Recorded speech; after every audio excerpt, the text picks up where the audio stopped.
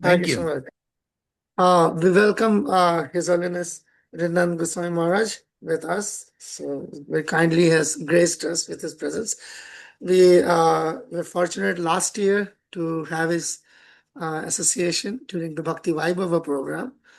So yeah, as most of you might not be like it's the first time like meeting Maharaj. Um, so Maharaj is like I know Maharaj does not like a long introduction. I am aware of that. I've been like forewarned by Prabhupada Priya Mataji not to waste like quote unquote waste time by waste Maharaj's time by giving him a long introduction. All I would say that Maharaj's contribution to ISKCON is like um, is priceless, and that would be an understatement. Um, I would actually hand over Maharaj to you without further ado. The only thing I would just want to add here, Maharaj, that uh, the students here in Pakistan are not uh, um, they're not like familiar, or they're not used or habituated to deal with like such senior and advanced devotees. So I'm telling you, I mean, this is what goes on inside. This is No, what that's goes all on. right. I think of myself as sort of a normal person, and which means, a lot of other people are abnormal. But actually, I maybe I'll just say a few words about myself. Thank you all for coming. Um, I joined the Hare Krishna movement in 1969. Um, I was a student at Berkeley, University of California in Berkeley. And when I went home for the summer in 1969, I began visiting the temple in Los Angeles. It was not the temple they have now, but it was just a rented church. And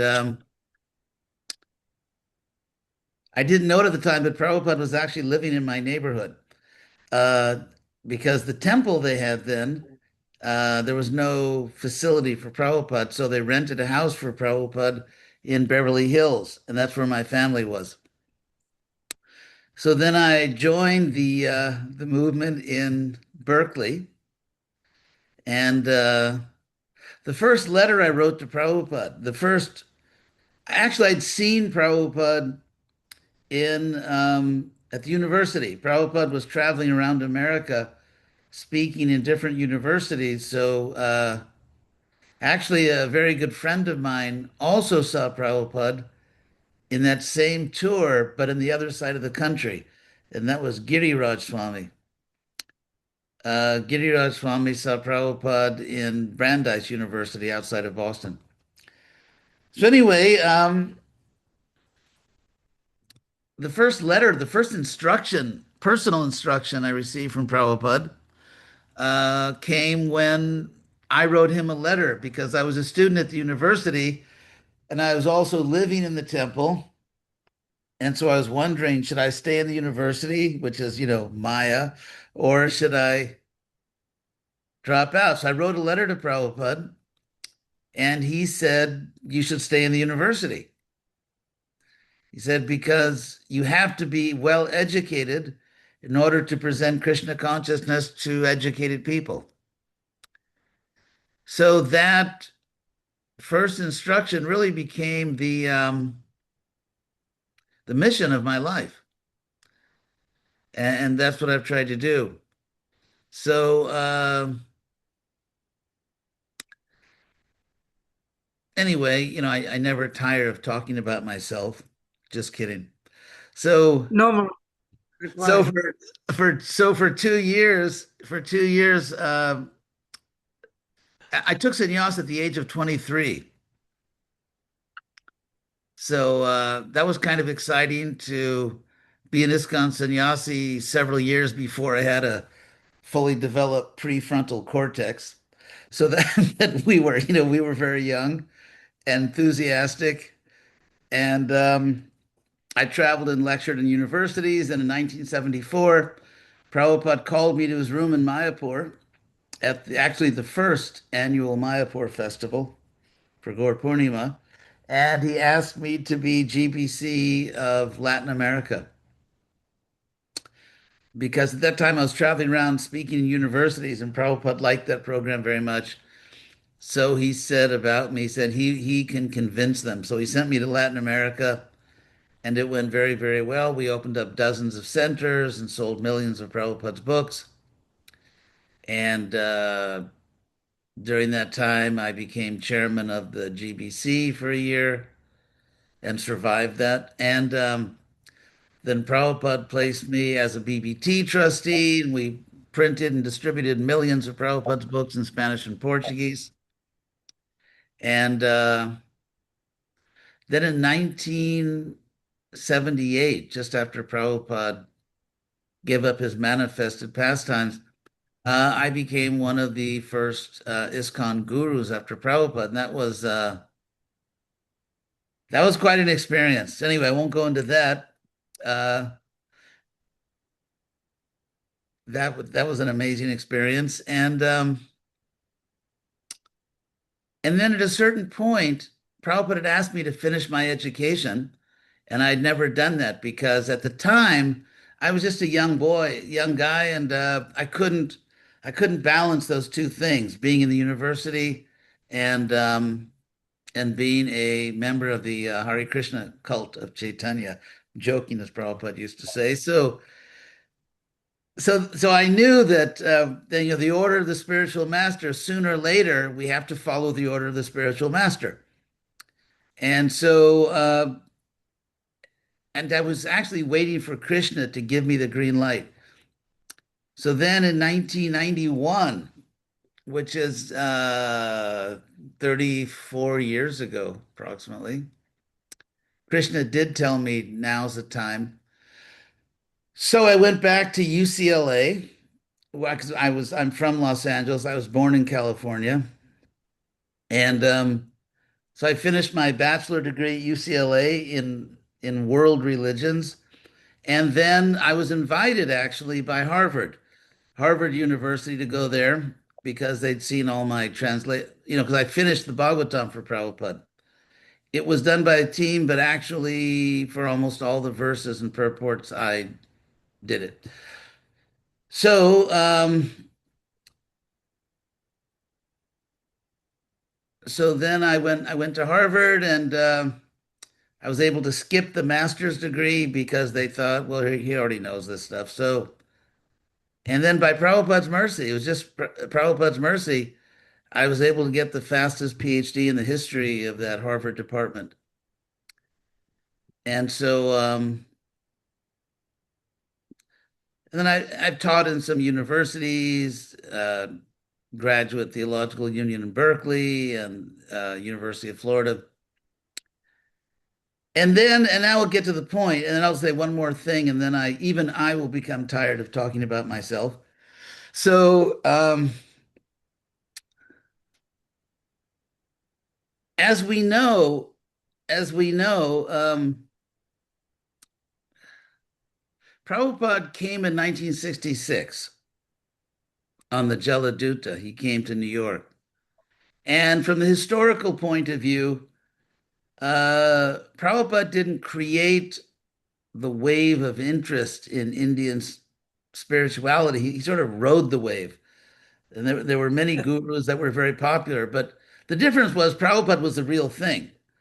I mean, Prabhupada, if you compare Prabhupada to all these other gurus who had big followings, actually as big as Prabhupada, but first of all, Prabhupada was a pure soul. Prabhupada actually knew what he was talking about, and he was actually a bona fide pure devotee, whereas they were just usually giving some impersonal nonsense, making some money, and then ending up in illicit relationships.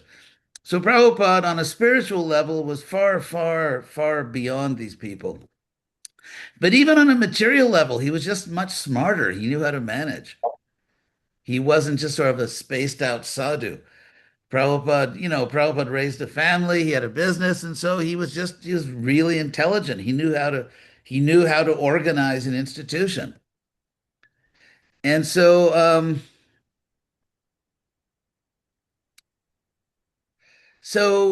in those days, ISKCON grew exponentially. And that was very interesting, just to mention another point. I hope you can, is it okay if I explain these things? Krishna Priya? Yes, Maharaj. Yes, Maharaj. Okay, Yes, Maharaj. little ISKCON history. So we have a lot of evidence. We have a lot of evidence, actually, that ISKCON, as it manifested, was for Prabhupada Plan B, not Plan A. Because if you look at all the letters that Prabhupada wrote in India before he came to the West, and the letters he wrote when he came to the West, and many things that he said after he started ISKCON, Prabhupada's basic, or let's say his original strategy to spread Krishna consciousness in the West, with the idea the world would follow, the original strategy was Jajjarachariti Shestas. That because America's leading country and also Europe, so if we establish Krishna consciousness very powerfully there, the world will accept it. Just like the world accepted Elvis Presley, I guess. Anyway, but that was the idea that people are following the West.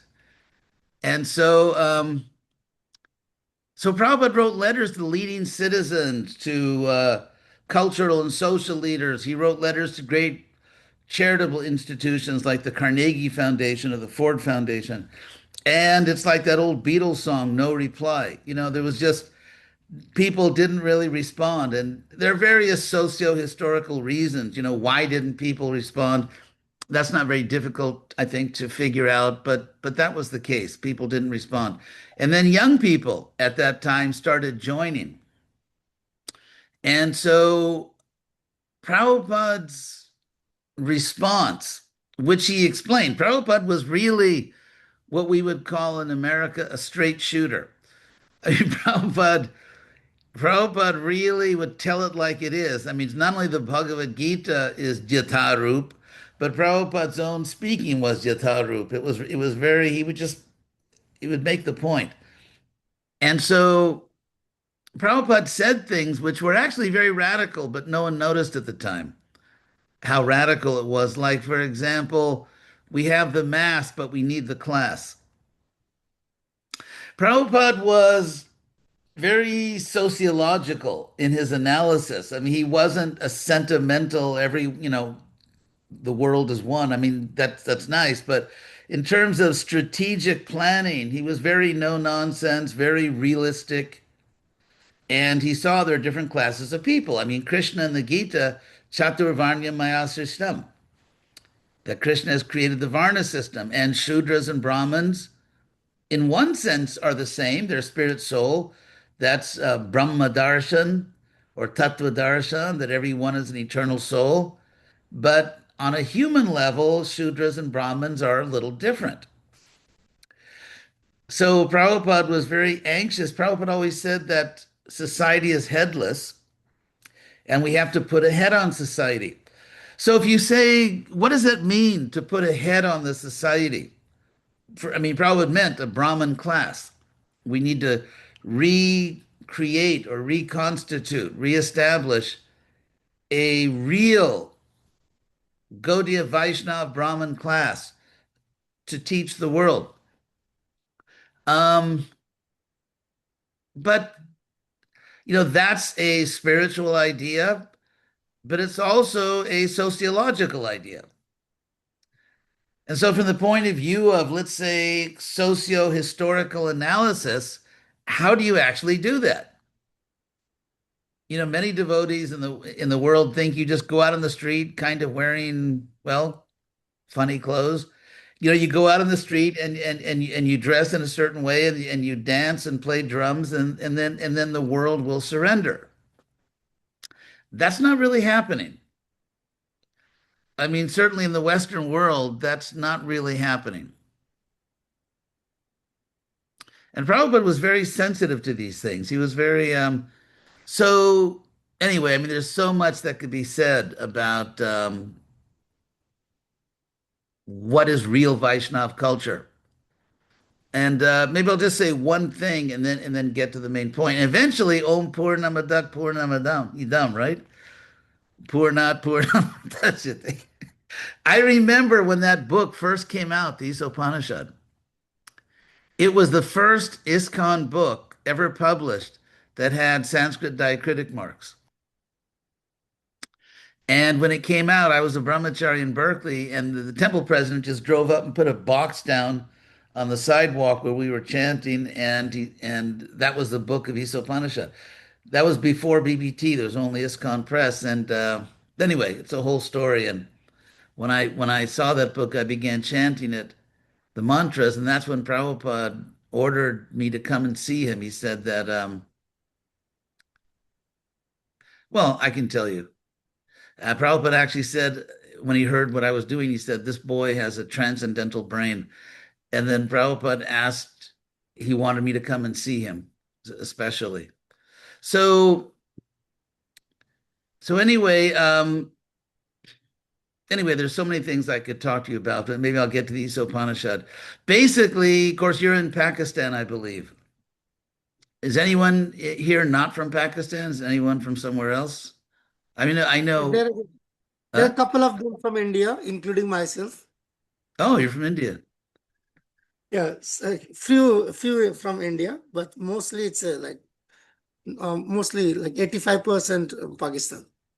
Anyway, that's great that you're practicing Krishna consciousness in that situation. So maybe so any questions about all this stuff? If not, I'll go to the Isopanishad. By the way, I'm studying the geography of Pakistan a little bit because I'm working on Great Bharata, the Mahabharata, and so a lot of the Mahabharata takes place in what is now Pakistan, especially the northwest kingdoms like the Kekayas and Shalva and Madra, the kingdom of Savira. what? Savira. Savira. Yeah, that's way in the south. That's way in the southwest. Okay, so if there's no questions, no one wants a refund? No? Okay, so then we can go to the Isopanishad. So I'm going to read the verse, and then we'll talk about it.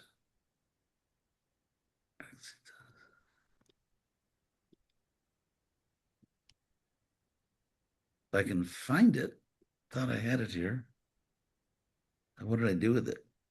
Anyway, Do you want me to put it up in oh the on the no. I can get it in a second. Okay, I've got it here. So I'll read the Sanskrit and then the translation. And Prabhupada writes a really brilliant purport for this verse, this Vedic verse. It's quite brilliant. So I'll read that. So of course you know the verse Om Purnamadak Purnamidam. Maybe I'll just tell you a little about the Sanskrit. For those of you who don't know Sanskrit, in Sanskrit, in terms of how should I put it, sort of neuter pronouns. Anyway, you can say this, that, or even the farther one. And so in Sanskrit, for example, if you say idam means this. And then if you say tat, it means that. And then if you say asau, that means the far one, the farther one. And in Sanskrit, sort of philosophical jargon, because idam means this, so idam refers to what is directly in front of you. And so what is directly in front of you is the material world. So therefore, idam can simply mean this material world. So it starts out Om Purnamidak, Purnamadak, and Adam means that one farther. So what is farther away is the spiritual world. So this is common Sanskrit philosophical jargon. So Om Purnamidam, Purnamadak Purnamidam. So that over there, meaning that farther spiritual world, that is Purna, full, full, or in fact, the English word full is related cognate grammatically with the Sanskrit word Purna. The P just turns to an F and the R and the L. Anyway, I won't go into all the phonetics of it, but it is actually related to the English word full. So Om Purnamadak Purnamidam Purnat Purnamudachate, because the full or the complete comes from the complete. Udachate.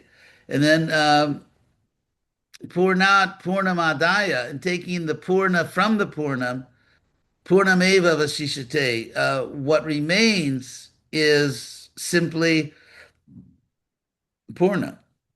Purnameva Vasishate. Avashishate means what remains, the remainder. So this is obviously a verse requiring some explanation. So perhaps I'll read Prabhupada's purport quickly, and then we'll talk about it. The personality of Godhead is perfect and complete, and because he is completely perfect, all emanations from him, such as this phenomenal world, are perfectly equipped as complete wholes. Whatever is produced of the complete whole is also complete in itself. Because he is the complete whole, even though so many complete units emanate from him, he remains the complete balance. Well, first I'll talk about, the first thing that Prabhupada, his translation is not strictly literal, but that's what the verse means. And so there's sort of there's a paradox here. And Prabhupada is focusing on the paradox. A paradox is an apparent contradiction, which upon further analysis is not actually contradictory. It's an apparent, but not a real contradiction. So if you say Purnat Purnamadaya, taking the Purna away from the Purna, all that remains is still Purna. And so clearly this is sort of spiritual subtraction. This is spiritual math, because you take everything away from everything and everything remains. So let's see what Prabhupada says about this. The complete whole, or the supreme absolute truth, is the complete personality of Godhead. Realization of impersonal Brahman or of Paramatma, the supersoul, is incomplete realization of the absolute complete. The supreme personality of Godhead is Satchidananda Vigraha. So if realization of Paramatma is incomplete, imagine, with all due respect, the Mleccha Dharmas. Where they just say you can't say anything about God, God is just God, and so on. Very little information. Very little information about God. So, in fact, some people say you cannot see God, but why would that be the case? If you're a mother or if you're a father, why would you hide from your children? It's so, in fact, if you have children, for the parents, of course, they love the baby and they have a little child, but what really, the real pleasure of the parents is when the child grows enough to actually understand and love the parents. When the child grows into a real relationship where the parents are not merely loving the child, but the child is loving the parents. And that's what makes the relationship strong.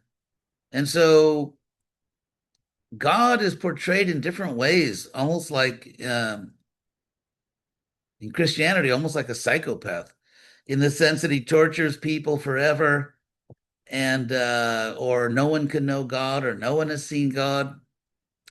How could someone say that no one has seen God? It's interesting because in terms of logic, when you make an absolute negative claim, those are very problematic philosophically.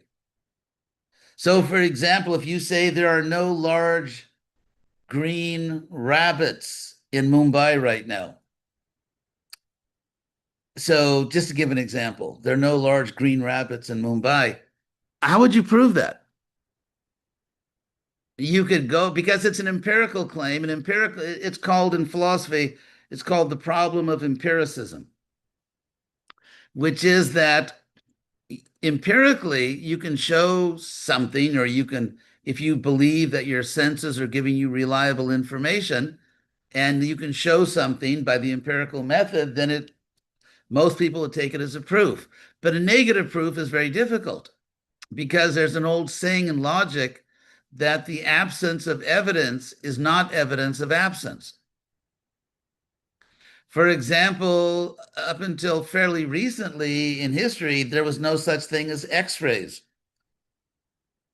And if you talked about X-rays, it would be seen as science fiction. Or, for example, before the revolution of quantum physics, they just had Newtonian physics. So things are mythology until people actually discover they're real. Some things are really mythology and they're never real. But so, in the same way, if you wanted to prove, if people say things that are philosophically really stupid, like if there's a God, prove there's a God. And so when you challenge someone to prove there's a God, uh, the word prove, what does that mean? It means to demonstrate something to the satisfaction of another person. But there are different ways of proving things. Even materially, if you were trying to detect sound, that's not the same as detecting heat or detecting motion. And so the empirical method depends on the ability of the scientist to control the object that's being studied. That's why the essence of empiricism is the controlled experiment. So, therefore, by definition, logically, you cannot empirically study something unless you can control it. And what that means is you can't study things that are beyond your control. And so if we just declare that nothing beyond our control exists, that's actually very foolish. So, I mean, there are things beyond your control, like, for example, let's say your neighbor. What if you want to go to see your neighbor, but your neighbor just says, I don't want to see you? Then you cannot see the neighbor. So you can't, to have empirical access to something so you can prove that it exists, there's so many things in the universe beyond our control. God is beyond our control. So the idea of trying to prove God through a method that depends on controlling something, when the whole idea of God as the supreme controller is just, it's really bad experiment design. And so, like, let's say you're trying to get a job, and let's say you really need the job, and the people who are hiring don't really need you. I mean, let's say they have 100 qualified applicants, so they really don't need you, but you really need the job. So you have to prove yourself to them because they're in a superior position. So it's not a question of, proving God. It's a question of, can you prove yourself to God? And then Krishna reciprocates. So I'll go on with that purport. Prabhupada says realization of the personality of Godhead is realization of all the transcendental features, Satchit and Ananda bliss. When one realizes the Supreme Person, he realizes these aspects of the Absolute Truth in their completeness. Vigraha means form. Thus, the complete whole is not formless. If he were formless, or if he were less than his creation in any other way, he could not be complete. The complete whole must contain everything both within and beyond our experience. Otherwise, he cannot be complete. So, just to talk about this for a minute, um, the basic idea that there is a God, that basic idea, which is found in many religions, usually entails or logically suggests or even requires that God is also the creator of the world. And so, therefore, if you, in order to explain God, you have to put forward an idea of God that in fact does explain the world. So if God is impersonal, that doesn't explain the personal nature of the world. First of all, if God were impersonal, he wouldn't want to create the world because desire is personal. Something which is not personal cannot have desires. It's a contradiction. So why would God create the world if he didn't want to? And why would the world be so personal? Why would the world be so personal? So that everywhere you look, for example, if you look at sand crystals, if you look at snowflakes, if you look at the universe through the Webb telescope, everywhere you look, you see not only power, but also art. You see beauty. Many philosophers have said that we have a natural moral instinct. The philosopher Kant occasionally got something right. You know, the German philosopher about 200 years ago, Immanuel Kant, and he said that we all have this intrinsic moral instinct. We know it's wrong, for example, or to kill innocent people. I mean, most people know that. Some people have not figured that out yet, of course. But most people understand that it is intrinsically wrong to kill innocent people. And so, how do you know that? Because there's a moral law within the universe. So, in all these ways, and ultimately, if you come to the mode of goodness, sattva guna, as Krishna explains in Bhagavad Gita, you can't teach a dog physics. I mean, as far as we know. So, in other words, a person has to be teachable at a certain level of education. So, what is the qualification to be teachable about Krishna? Well, for one thing, there are different qualifications. I mean, in general, people have to have some connection with the mode of goodness. It's not that there's necessarily a material qualification to know Krishna, but in most cases, people who are very sinful, with exceptions, it's difficult to understand. So if we come to the mode of goodness, then we can actually see the truth. Krishna says it in the Bhagavad Gita. Krishna says in the Bhagavad Gita, Atra sattam nirmalatvat prakashakam anamya, that even sattva is enlightening. So maybe just to conclude all this, what Prabhupada really wanted is that we understand Krishna consciousness as a spiritual science. It's a spiritual science. It's a non-sectarian spiritual science. I know in the West, even Christian philosophers, those who are actually philosophers, they're always talking about faith and justifying faith and why you should have faith. The Bhagavad Gita has a very different approach. It's about tattva darshana. It's about seeing the truth. Throughout the Gita, Krishna talks about deep knowledge as direct experience, pratyakshavagaman. You directly understand it. You see it. You see the truth. And so what's really needed in the world is for us to become spiritual scientists, to understand Prabhupada's books and Bhagavad Gita, Bhagavatam in a very clear, intelligent way, and then explain it to others. So I think devotees who are in Pakistan, I think you deserve extraordinary amount of credit.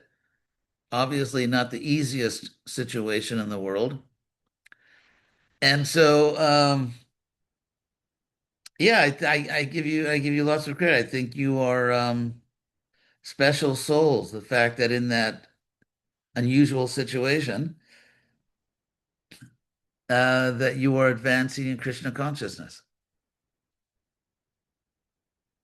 So, at this point, are there any questions on these topics?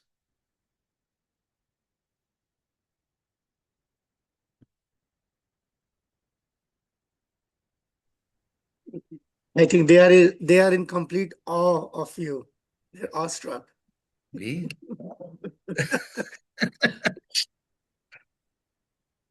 No, it's just me. There's a So question. There's a yes, question, Maharaj. what's that? There's a hand up, Maharaj. Oh, someone has a hand up. Yeah. Barkha, go So in. Hare yeah, go Krishna ahead. Maharaj, please accept my humble obeisances. I have one question. Just like you said, the qualification to be teachable of Krishna is like we have at least a bit of connection to the mode of goodness. Can you elaborate that, like mode of goodness connection, like a personal connection, or a connection to a person who follows mode of goodness, like any connection? Thank you. So okay, very good. First, I'll say there are exceptional cases like Jagai and Madhai, who are definitely not in the mode of goodness. But of course, that was Christian Leela, and there are cases like that of degraded people. So it's not an iron rule. But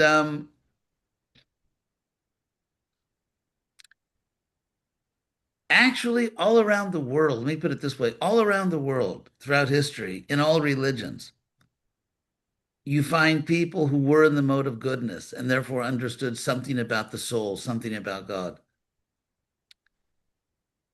So the way Rupa Goswami describes it is Ado Shraddha. Ado means in the beginning. Shraddha, there has to be some trust. And that can simply be that, I mean, everyone is pursuing their self-interest as they understand it. And so in Sanskrit, of course, that is swartha, swartha, one's own interest or self-interest. And Prahlad Maharaj says, Nate vidu, that materialistic people, Nate vidu, they don't understand, they don't know. That Swartha Gati, the real way to pursue your self-interest, Swartha Gati, is Vishnu. So Rupa Goswami says that dosha in the beginning, someone has to at least believe or trust, Shraddha, that there's something good here. It's like if someone goes to a restaurant and they think, okay, what will I like? Or, what food will I like? Or if you're choosing a friend, you try to choose a friend who you think will be a good friend or interesting or not betray you and so on. And so if you think about it, at every moment in life, we're making choices of what we think is in our real interest.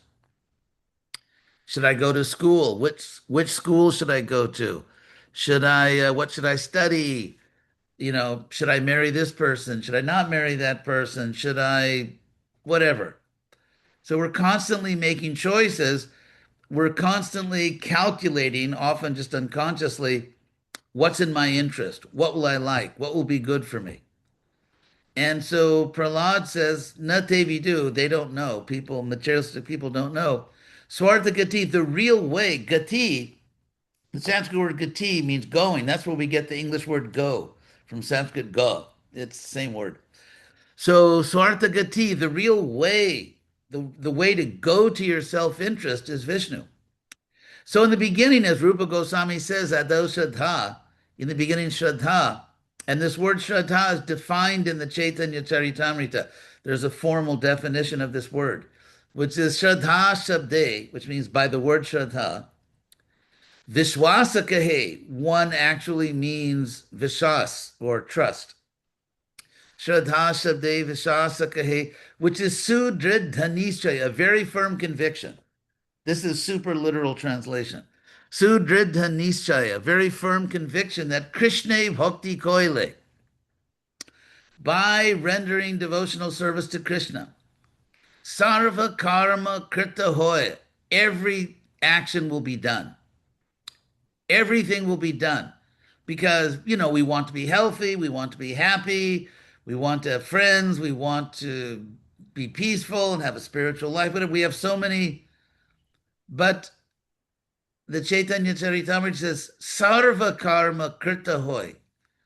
You understand it's simple. That every duty will be done. Just like at the end of Bhagavad Gita, the last thing in the Bhagavad Gita, where Sanjaya tells Dhritarashtra, forget about it, Maharaj, it's not going to happen. Your sons are not going to win this battle. And then he says that at the end of the Gita, whoever hears this Gita becomes krita kritya. Their duty is done. And so if you tie all these things together, just like that famous verse in the second chapter of the Gita, and when Prabhupada read the purport, that's what kind of really galvanized his determination to come to the West, where Krishna says, how does that go? Not possible, I forgot it. Oh yes, Vyavasaya. Vyavasaya, what Vyavasayatmika Buddhi. Buddhi, which is Vyavasayatmika. And so a little Sanskrit never hurt anybody. So Vyavasaya, of course, means determination. And Atmika. Atmika in Sanskrit, of course, you know the word Atma, which is self or soul. So Atmika is sort of a diminutive like Radhika or Gopika or Atmika. And it's like in Spanish they say itu, like muchachito, a little boy. So so atmika, vyavasayatmika means the very soul of this is determination. Vyavasaya atmika. So it's buddhi, it's rational intelligence. And also the word buddhi also, by the way. If you look at Bhagavad Gita, chapter 18, 20 through 22, it's the Triguna Gyan, and then 30 through 32 is Triguna Buddhi. And the difference between Gyan and Buddhi in the Bhagavad Gita, Buddhi is like analytic intelligence. That's what scientists do. You try to understand things by breaking them down into their smallest parts. But then jnana is like what we would call worldview. When you put all the pieces together, what's the worldview? So interestingly, Krishna says in the Gita that you will come to me by spiritual, rational intelligence. Teshang satata juktanam, for them who are always engaged in connected to me. Teshang satata juktanam bhajatang priti purvakam, worshiping me with love. Dadami, I give them something, jenamam upajantite, by which they come to me. And what Krishna gives them is buddhi yoga. Also, one more point about this buddhi, and then, sorry, you're getting a deluxe answer, but you know, Prabhupada titled the second chapter of the Bhagavad Gita, Contents of the Gita Summarized. So the first chapter of Krishna's teachings, chapter 2, Krishna is sort of giving a summary. He's giving a summary.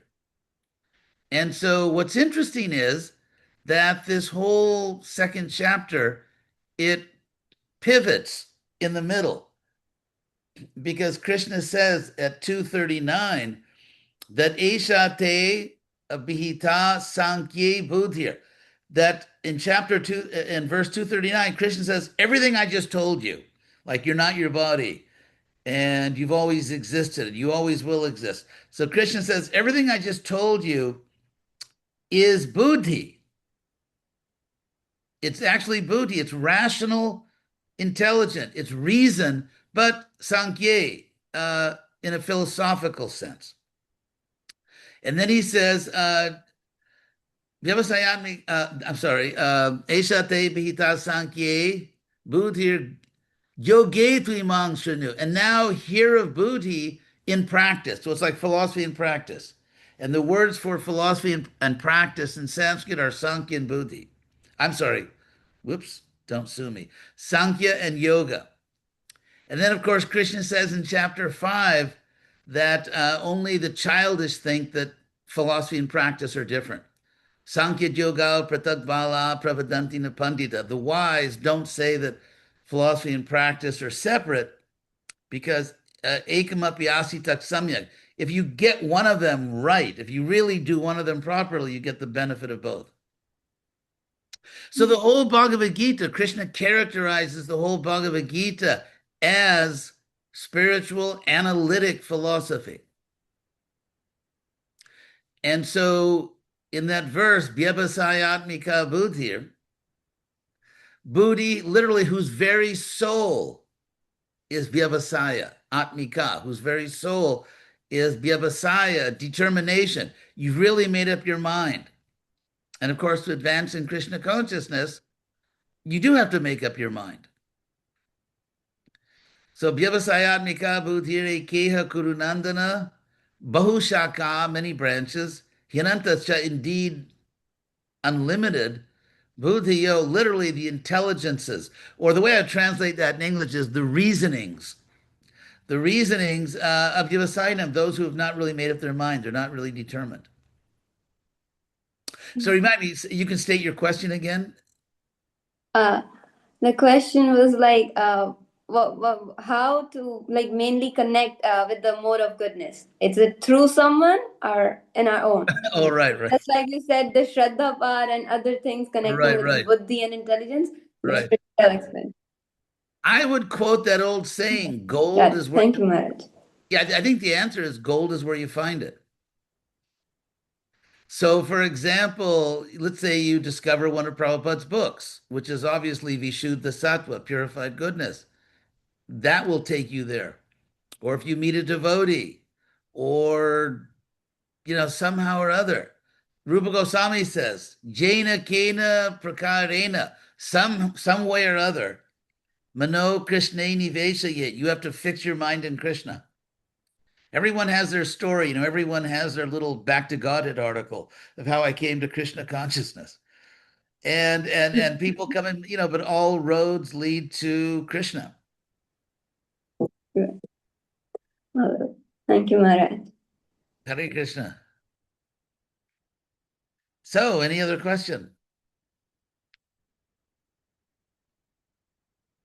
Maharaj, there's a couple of hands up. Yeah, okay. Lata, is that Lata? Yes, Prabhuji, Hare Krishna. Do you have a camera? Yes, actually, my network is very. I am having issue of camera, so I cannot turn on my camera right now. That's okay. Okay. Prabhuji, I have a question that means you said you cannot prove God because it's like you have to prove yourself to the God, right? Yeah, So if you prove yourself to Krishna, he will prove himself to you. okay, like Prahlada. Yes, and it's not all or nothing. In other Yes. words, Okay. Krishna is, unlike what you hear some places, Krishna is actually a nice guy. And so if you show a little bit of sincerity, Krishna will reciprocate. Krishna says, Jai jata mam prapadyante. As people approach me, tang sataiv bhajamya, I reciprocate. So, I mean, that's what you do. If you meet someone and you're wondering, is this person going to be a friend of mine? Do I want this person as a friend, or do I want this person as a serious friend, or even husband or wife or whatever? Then you test the person. You see, does this person reciprocate? Like, I'm trying to be nice to this person, but this person's kind of a bum. Or this person, is this person actually reciprocating with me or not? Is this someone I want as my friend? And so you can, so to speak, put your toe in the water, before you dive in. And so Krishna, as we approach Krishna, he reciprocates with us. And then at a certain point, it becomes obvious that Krishna is there and that I have to give myself to Krishna. Prabhuji, if a person is suffering from childhood, means he hasn't got any sign from God yet, no happiness, no nothing else. So how we prove to that person that the God exists? Means now if he's not happy, if he's Yes. not like he's only Well, suffering. So maybe it's, if there's someone who's unhappy, it doesn't mean it's God's fault. hmm, People, if someone wants to be the center of their own universe, it's going to be a very, very, very microscopic universe. And so if someone's not happy, the obvious reason is because they're not making God happy. If you take this basic principle that Krishna reciprocates, then if you're not happy, well, maybe Krishna's not having a great time with you either. He's sort of stuck in your heart. Maybe you are really boring, or just you know just not a very nice person in relation to God. So if you're, in other words, that's what I do. If I mean, I'm very rarely not happy, but if I ever there's a moment where I think I'm not happy, immediately don't fall into Maya's trap. Okay, I'm not happy. How can I make myself happy? If you feel unhappy, you should immediately think, uh-oh, why am I not pleasing Krishna now?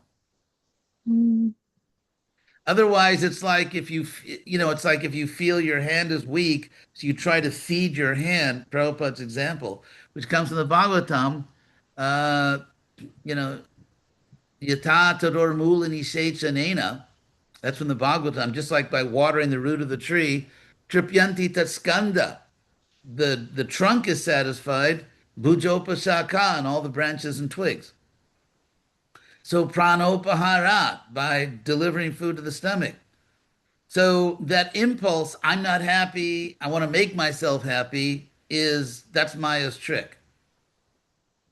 If I'm not happy, then I'm doing something wrong and I'm not making Krishna happy. So I call a timeout and just think, okay, how can I make Krishna happy? And if someone is not willing to even experiment or investigate, that person is just sort of a loser. I mean, at least in this life. And so, I mean, we want to help everybody, but, like there's a nice George Harrison song, you can lead a horse to water, but you can't, that's an old saying. So you can lead a conditioned soul to Krishna, but you can't make them drink the nectar. Mm. And so that attitude, which is actually very kind of selfish and narcissistic, like, okay, bring God before me, show me God, make me happy. It's like, and who are you, by the way? So it's kind of this narcissistic nonsense. I mean, Krishna is not lonely, he's not miserable, he's having a great time. And so it's you that need help. Mm. And some people just are not open at this point in their life, maybe later. Maybe Prabhuji, to make us happy, we need to work on Krishna's happiness. Yes, because Krishna says, I reciprocate. As soon as you Mm. please Krishna, you'll be happy. And trying to make yourself happy is just a colossal waste of time. Because the more I try to make myself happy, the more I'm not putting Krishna in the center and I'm actually making myself unhappy. That's why all these super rich people are so miserable and frankly and often stupid.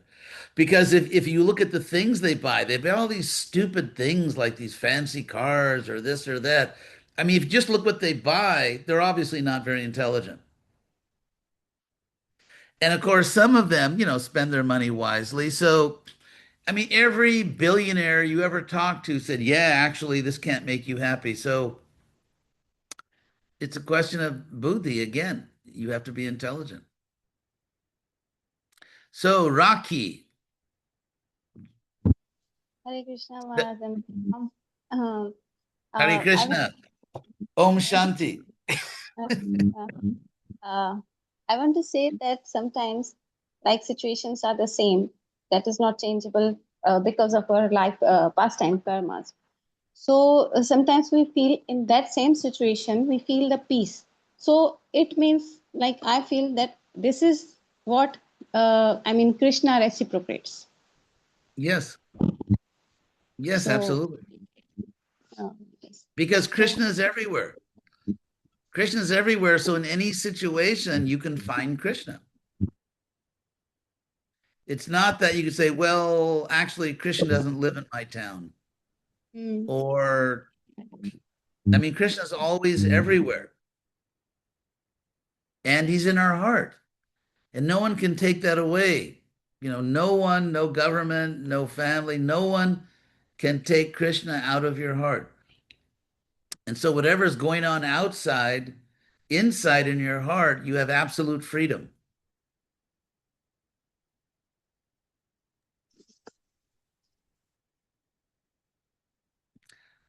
So, anything else? Well, Krishna Priya has got a question. Who? It's our host, Oh, Krishna Priya. where's Krishna Priya? Hare Krishna Maharaj. Please accept my humble obeisances.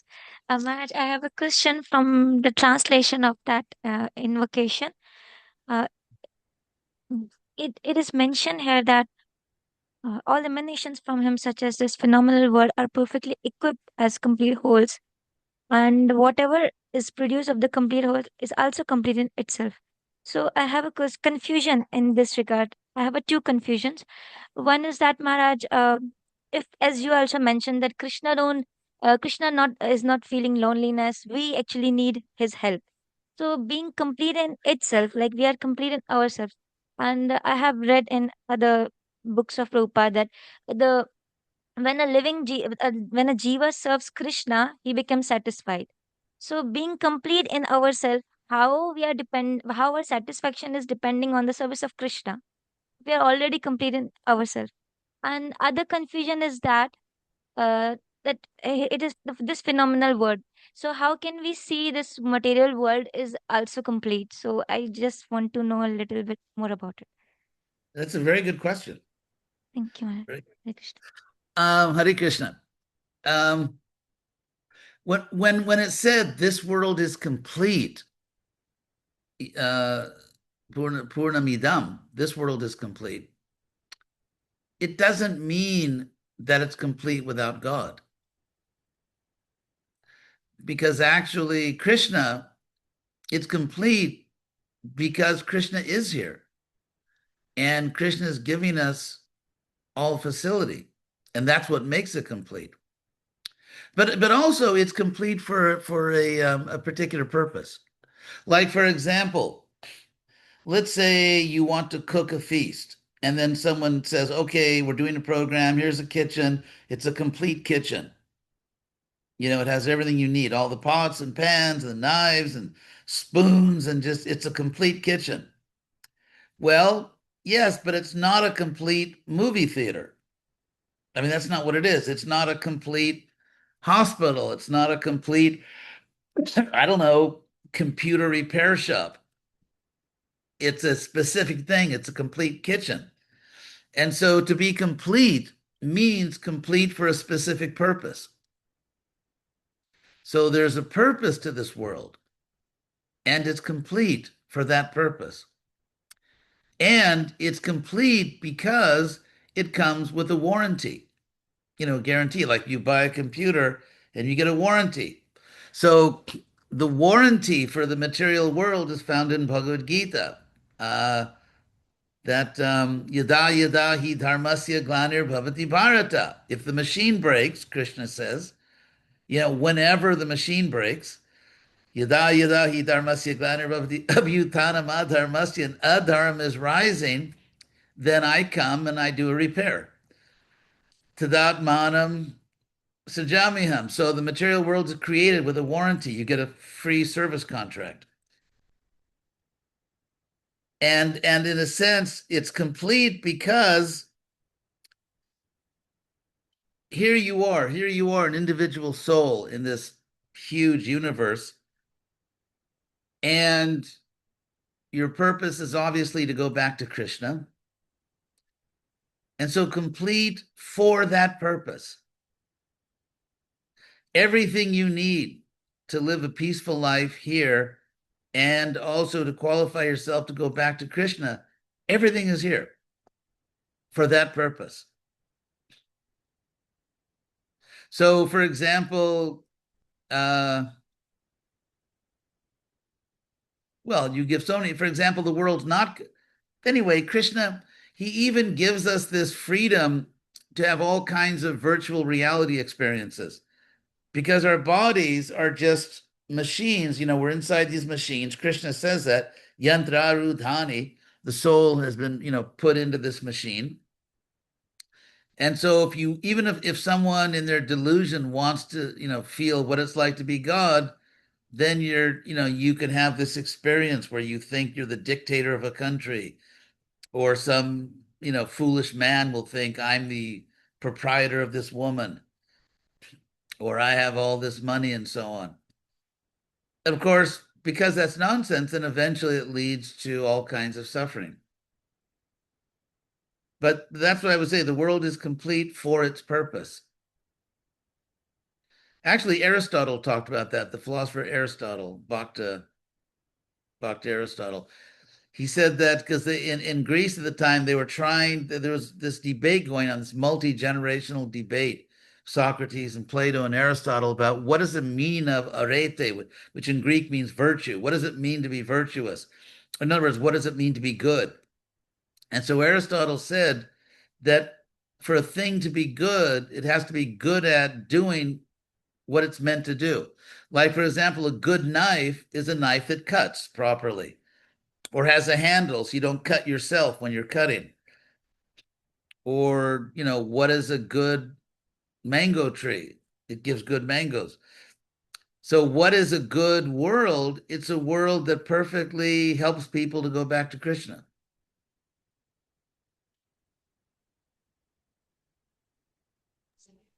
Thank you so much, So, Maharaj. my pleasure. How do you pronounce that? Mehak Mulani? Is that right? Hare Krishna Maharaj. I have a Hare Krishna. question that it's in the translation. It is written that even so many complete unit animate from him, he still remain the complete. So how does it is possible that everything animate from the God and he still remain the matlab complete or balance? It's a good question. Because to emanate from Krishna, and by the way, this is not taking place in material time. As Krishna explains, Nate vaham jatu nasam natwang, never did I not exist, nor you, and nor in the future will we not be. So the word emanate should not be understood in a chronological sense, that we didn't exist and then Krishna emanated us and now we exist. So we have always existed. And Krishna is always in our heart. And Krishna says, Mama Teja. Krishna says in the Bhagavad Gita, I think it's 15, is it 8? Krishna says, Mama Ivangsa Jiva Loke. You probably all know that verse. Tell you what verse number it is. 15:7. Mama Ivangsa Jiva Loke Jiva Bhuta Sanatana. Literally, the living being is part of me alone. So it's not that, let's say, a million years ago, Krishna wasn't as great as he is now. So Krishna has potencies. We are the internal potency. So it's not that, because if we didn't exist before, that would mean that Krishna had less potency in the past. So Krishna is complete because everything is within Krishna. That was the whole point of chapter 11 of the Bhagavad Gita, where Arjuna saw the whole universe within Krishna. And so that's what the Isopanisad, actually the Isopanisad says, what is that? What is that verse? Antar Vihir. What is that verse? Let's see, I'll get it for you. Let's see, Vedabase, Isopanisad, where Krishna specifically, here it is. Let's see, find the verse now, where it says like Krishna walks and doesn't walk. He's very near but very far. Okay, it's mantra 5, where the Isopanisad says Tarantarasya Sarvasya. He is within everything, but Taru Sarvasyasya Vayati. He's outside of everything. So Krishna is outside the universe in the spiritual world, but he's also inside everyone's heart, and he's in every atom. Andantarasta paramanu chayantarastam. In the Brahma Samhita, Krishna is within the universe, he's in every atom. So, so this world is complete because Krishna pervades this world and also contains this world. So, I hope that was understandable. Yes, thank you, Maharaj. My pleasure. So there's someone named Varsha. that wants, and then Damini, they want to ask questions. Yes, Maharaj. Hare Krishna, Maharaj. Hare I'm Krishna. I have little bit confusion about when we feel happy. What should we understand? Are we thinking that Krishna is pleased with us, or are we just trying to adjust ourselves in this material world? Well, first of all, we should adjust ourselves in this world. I mean, why? That's why Krishna goes to all the trouble to explain the three modes of nature. For in over 20, like 21, 22 different things, like food in the modes of nature, action in the modes of nature, and so why is he explaining all that? Because sattva-guna is favorable for Krishna consciousness. Sattva-guna without Krishna is not sufficient because you'll just keep going around in the gunas. But in Krishna consciousness, sattva-guna is favorable. And so therefore, that's why Krishna is explaining it. There's there's actually a common misunderstanding. I don't know if it reached Pakistan yet, among devotees, that devotees don't cultivate good qualities. Of course they do, but they don't cultivate good qualities separate from Krishna. Prabhupada was constantly telling his disciples, be clean, don't make a mess, or, you should be healthy, or you should be nice to the people you're trying to preach. Prabhupada was constantly training his disciples to have good qualities, but we don't cultivate them without Krishna. We do it in Krishna consciousness. But yeah, that's why why is Krishna taking all of his valuable time to explain the three modes of nature? Because we're supposed to cultivate them, the goodness. We recently, Maharaj, covered Bhagavad Gita chapter 12, and that was this list of all qualities, and Yadunan Maharaj was explaining pretty much the same point, like cultivating Yes. these good qualities. Which Maharaj? Yadunandan Swami Maharaj? Oh, I like him. He's a really good guy. I like him. So let's see. Damini. How do you pronounce your name? Damini. Damini. Yes.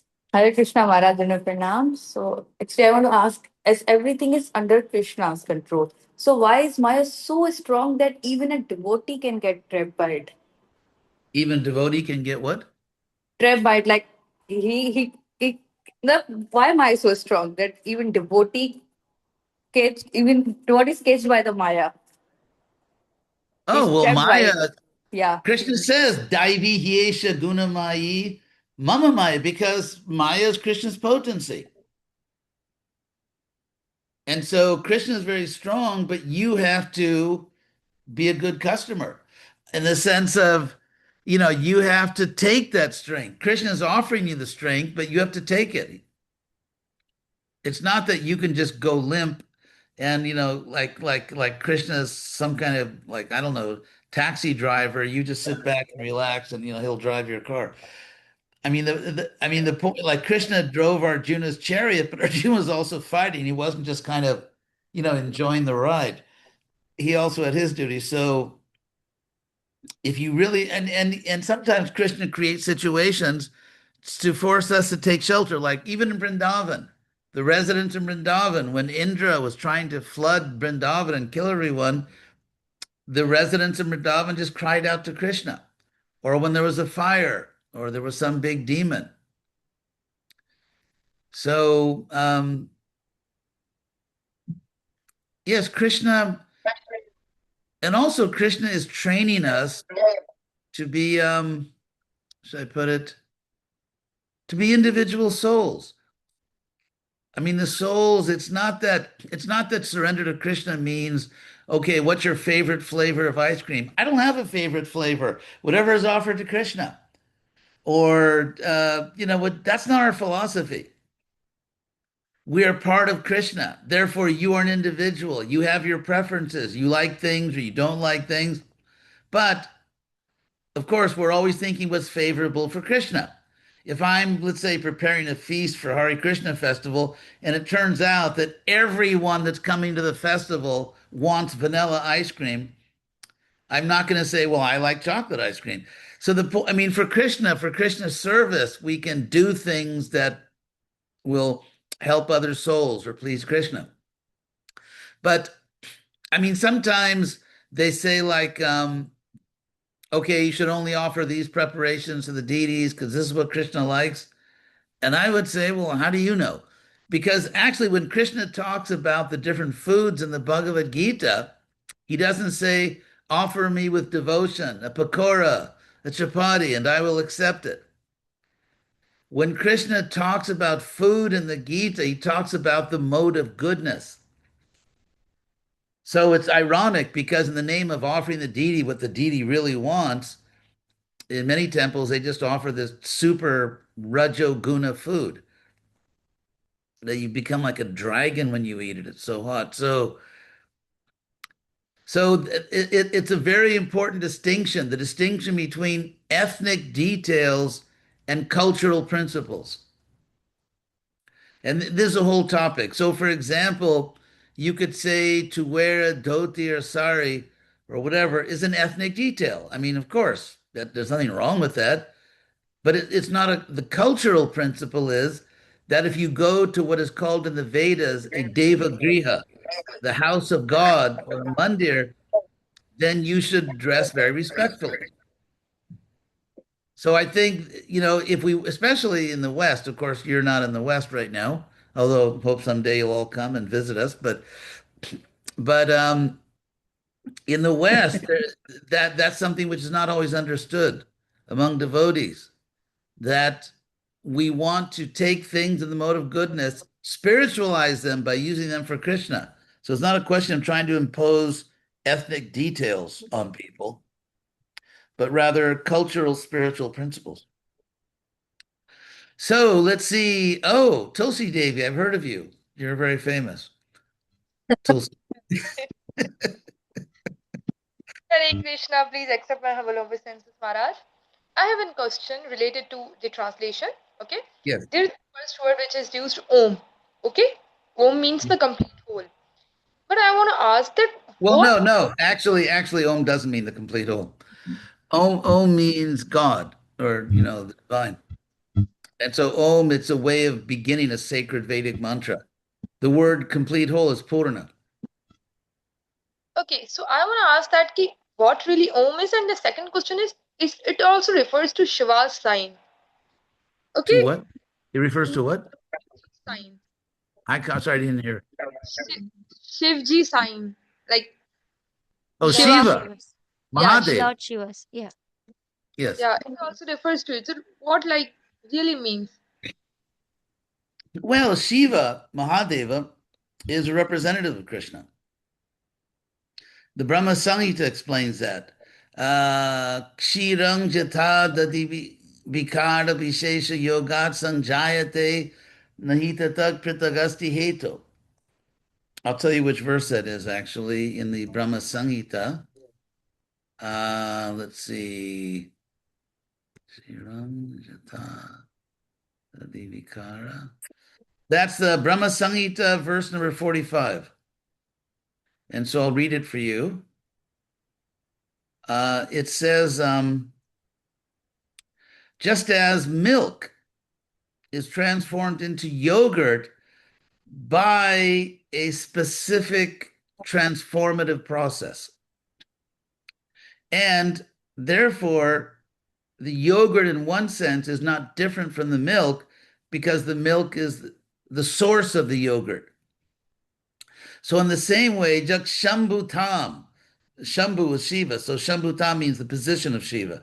Jak Shambhu Tam Apita Tasmu Paiti Karyat, because of Karya, a specific job that has to be done, Krishna takes on the form of Shiva, therefore Govindamadi Purusham Tamaham Bhajami.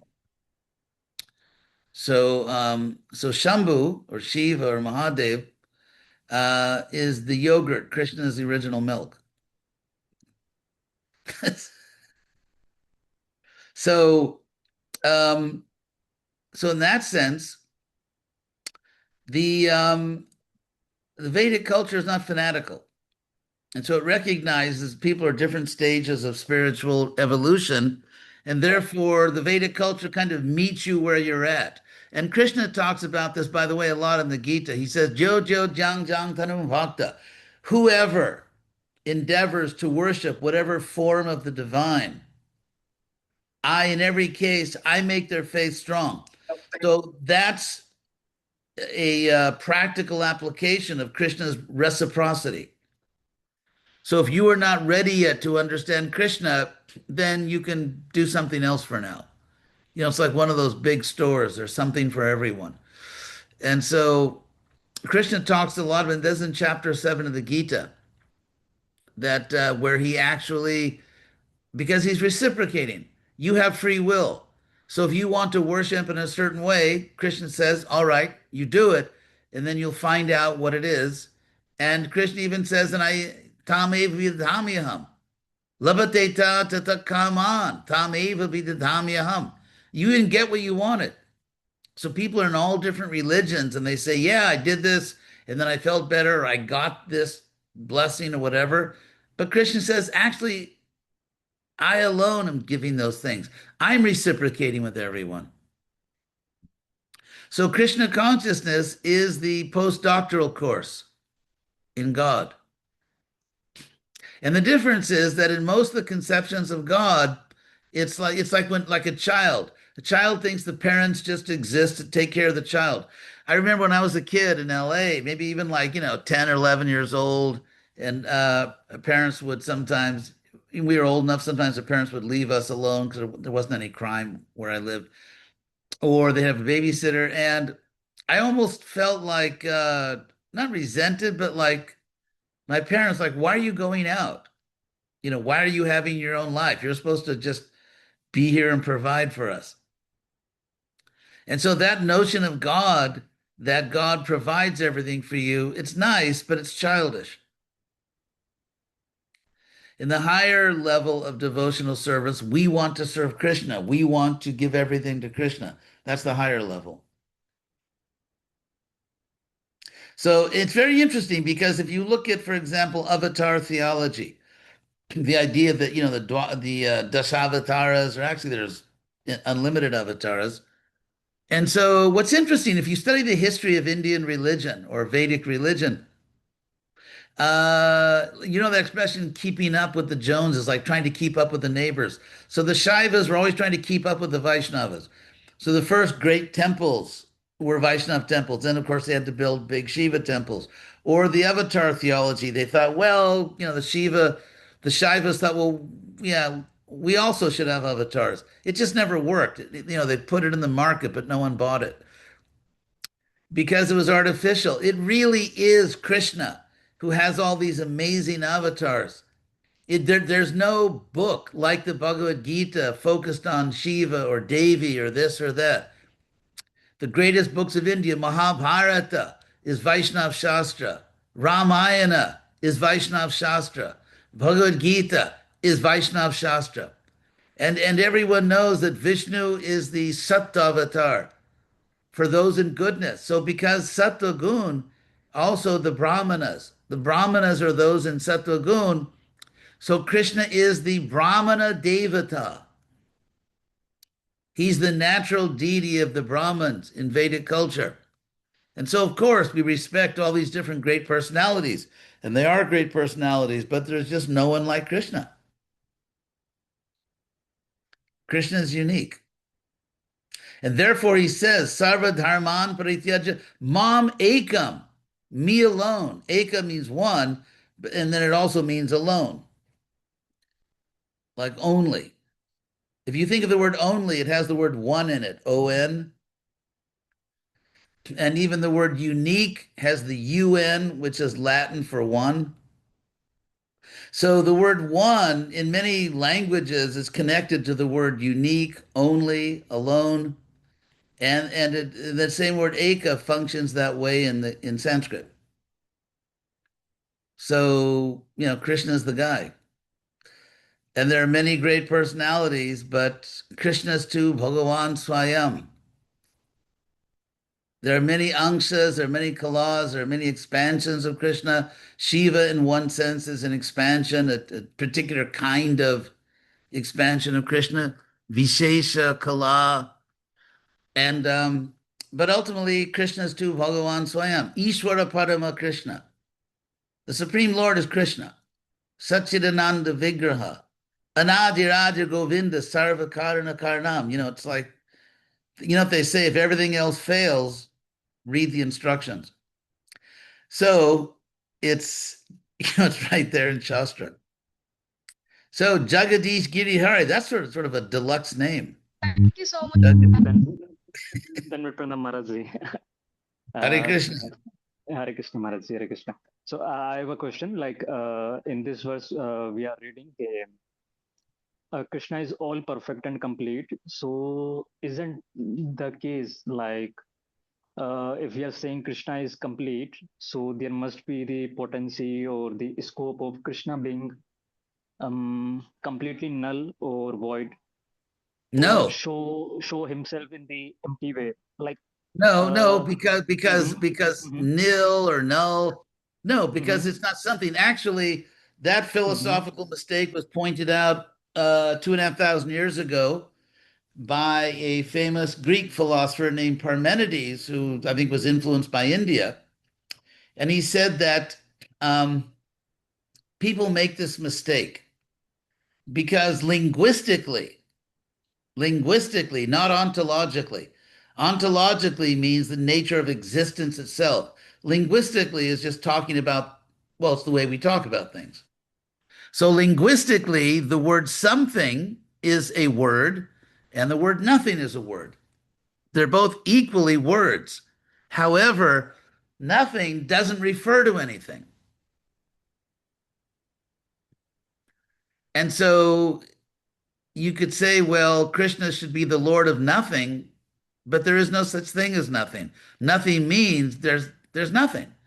And so the idea that, or just like, for example, you have these sort of very problematic theologies, like in Christian theology, that creation ex nihilo. Nihilo in Latin means nothing, like nil.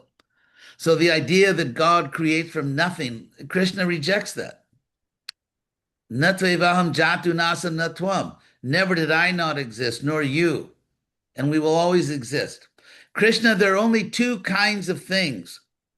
There is, Krishna says, nasato vidyate bhavo, na bhavo vidyate sataha. That's also in the beginning of chapter 2, where Krishna says that there are things which are sat and asat. So things that are sat, they have always existed, they always will exist.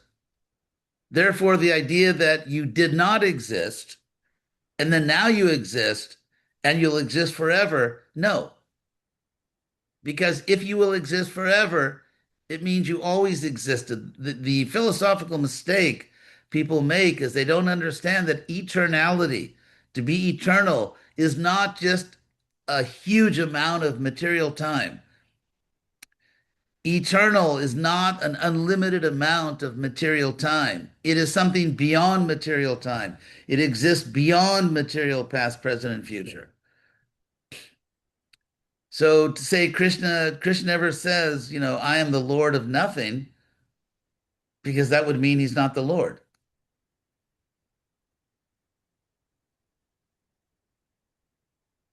So it's philosophy. Okay. And one more question, like Maharajji, like when we say Krishna loves us unconditionally, so why does he say is like "Ye yathamam prapadyante," as one reciprocates, he reciprocates? Because he's not going to spoil you and turn you into he's not going to turn you into a spoiled brat. That's why. So therefore, if you want Krishna's mercy, you have to earn it. That's what a good father does. That's what a good mother does. We see sometimes these parents that just give their children everything, and their children turn out to be incredibly obnoxious. And so that's just good parenting, reciprocation. Yeah, understood. Dhanyavad Maharaj. Hare Krishna. So, Meena Darwani.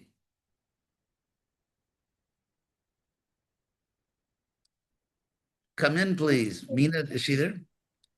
Hare Krishna, Prabhuji. Yes, sir. Prabhuji, I want to ask that just like as if when you were not Krishna conscious, you were like when you stand in front of Krishna, you are feeling like you are connected to God, you are connected to Krishna. But since when you started to learning Krishna conscious, and suddenly you become numb, like like if you are standing in front of the Krishna's deity and you are offering in something, you are doing mala, and you don't feel like your heart don't feel like that spark you were feeling previously, and you were trying to do it and you're trying to make it like a feeling of that spark, and you're trying to do dhyan, but still you are unable to do it. So I want to ask, is it the that is it's a sign that Krishna is not happy with us, or if it's not so, that how to overcome this feeling and how to more conscious about it, how to Well, feel like yeah, I'm it's connected to yeah, Krishna. sometimes Krishna gives you what they call like a special introductory offer. And Okay. so Krishna, like a freebie, Krishna will say, okay, you haven't done that much for me, but here's, just to encourage you. But then you have to earn it. And uh, I mean, what you should think like, what's it I like for tried. Krishna? What's it like for Krishna to see you? I mean, we are not always so thrilling, to Krishna. And Yeah. so again, if you're not feeling that spark, if you're not feeling happy, you should ask yourself, why would Krishna be really pleased with me right now? And Okay. so And it's is there any way, because this thought keep us keep us like haunting. well, We that's are good. I mean, because if you didn't have that thought, yeah, you wouldn't wake up. Krishna is trying to get your attention. When okay. Krishna, when you go to see the deity or when you chant and you're not feeling ecstatic, it means Krishna is trying to tell you something. And what is the way like we can find this like what we can feel the spark? What is the way basically? Well, maybe you should make Krishna feel the spark. Okay. I Okay. mean, the Thank you. point is Krishna reciprocates. So if you're not feeling inspired, then you are not really, you're not very exciting for Krishna either. Okay. And so that's what you should think. Krishna reciprocates perfectly. If you're not satisfied, then you should rethink how you are dealing with Krishna. It's not bhakti mimamsa. It's not automatic. You just go to see the deities, or you bow down, or you chant Hare Krishna. It's like one of those machines where you put in a coin, and get a Coca-Cola or something. Krishna is not a dispensing machine. It's not.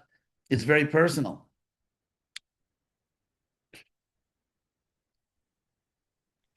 Thank you, Maharaj. My pleasure. Hare Krishna.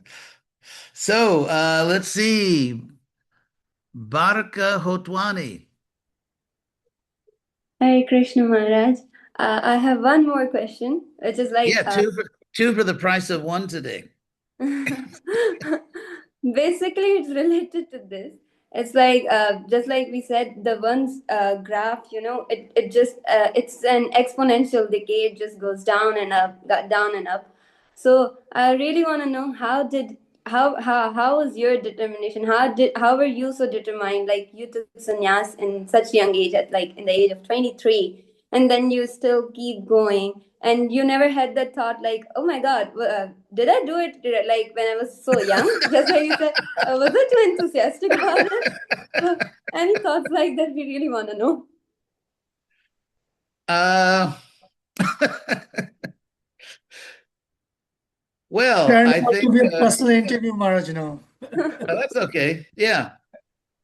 Um, actually, I was sort of born to preach, and you can say past lives, whatever. But so when I took sannyas, what was difficult for me, and because I was married, and I had a good wife, and we're still friends. I mean, she's a nice devotee. But personally, this is just personal. I'm not saying you all have to do this, but personally, I really wanted to spend all my time just teaching about Krishna. And so in family life, of course, you have to get a job or someone has to work and you have to take care of the family. And so it's not that I didn't like my wife. She was a nice devotee, but I just really had this ecstatic higher taste of teaching Krishna consciousness. So I'm not trying to be like Narda, stealing all the prachetas here. But and of course, everyone is different. So we have different backgrounds. Some people have been devotees for many lives, some people less. So, but I think the secret is just find your own position, find what's natural for you. That's why Krishna gave 4 varnas and 4 ashrams, because so everybody, there's something for everybody. Everybody can find something that works for them. Yeah. Thank you, Maharaj. Thank you so much.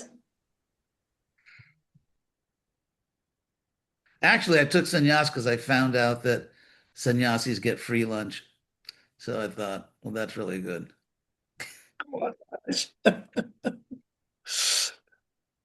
No, we should take. So any other question? I think they can't get enough of you. There might be more questions. They're sending chats. They're sending the things to main chats. So that is. Yeah, Well, let's see Shobha the chat. Lalwani. Yes. Where is Shobha Lal? Hare Krishna Go ahead. Maharaj ji. Dandat Pranam Oh. Maharaj ji. Yes. Maharaj, we wanted to know your journey. My journey? Yeah, 0 to 100. Or what's your Journey? Yeah, your journey. You mean like how I came here to this? Yeah, how when you started your spiritual life and how you came at that stage where you are now. Oh, well, I was very fortunate in a sense, in a mundane sense. I was born in California, in Los Angeles. I had a very nice family, very loving parents, and we never really lacked anything. And I had lots of friends. And by the way, it has, best weather in the United States. It doesn't get too hot in the summer, it doesn't get cold in the winter. So anyway, so I had a nice life, and then I went away to school, and I think Krishna arranged for me to have that nice situation so that I would not fall into the trap of thinking that material things will make me happy. Because living in a nice place and having a nice family and going to very good schools, having lots of friends, and I still realize that there's something really missing. There's something very, very important that's missing from my life. And then I was able to understand, well, that's God. Then I saw the devotees chanting on the street and on the campus. They used to come to my campus. And and then Prabhupada came. Prabhupada came in sort of around this, maybe like February, March in 1969. Prabhupada came to Berkeley and gave a talk, and that's really what that was it. My material life was kind of over. As soon as I saw Prabhupada, the first time I saw him in this life, it was we were speaking on campus. He was speaking on campus, and I was actually a little skeptical because when I was young, I took this sociology class. It was Introduction to Sociology. So one of the topics was sociology of religion. So we had to go to all these, Catholic Church or Jewish thing or Hindu, and then write these little reports. so I went to see this Swami, Hindu Swami, and I almost got kicked out of the program, actually. I mean, I was only 18 years old because I almost burst out laughing. You know, when you're young and you get like the giggles and you can't stop laughing. So because he was sitting there like in this sannyas robe, and he wasn't saying anything, he just kept saying, relax. Everything is all right. Do not worry. And it seemed so absurd to me that he's just telling us to relax and be happy that yeah, I mean, I was, when you're young, I almost burst out laughing. I almost got kicked out of the program because I was like, I couldn't control myself. I was laughing so much. And so that was my impression of an Indian Swami. So then one day in 1969, around, I guess around February, March, I was walking home and I ran into the devotees. They used to come there. And I liked the devotees. I thought they must really be sincere with those haircuts. Because, in those days, that was the days, of hair and people had long hair. And I thought, oh my God, these people must be incredibly sincere to have those funny haircuts. So so then so when they invited me to see Prabhupada, for a moment I thought, is this going to be another comical Swami? So I thought, well, I'll go to see. So I went in, and in those days, 60s, California, everyone wanted to experience. The whole thing was experience. You have to directly experience things. And so I liked it. So I walked into the auditorium and I walked past all the seats and I sat down on the floor with the devotees because I thought, I want to experience this. So then Prabhupada came in through the back. Prabhupada came in and he was surrounded by these, his disciples. I think Tamal Krishna was there and Vishnu Jana, all these great devotees. And the first time I just looked at Prabhupada, I remember I just looked at him coming into the auditorium. And the first thing I thought was that he's powerful and he has authority, which in those days, all the student revolution, we didn't think anyone had authority. Our parents, we loved our parents, but they didn't understand anything. And the teachers didn't really understand the government, forget the government. And so, but it was almost like the first time in my life, as when I, wasn't just a child, that I really just felt this person has tremendous authority.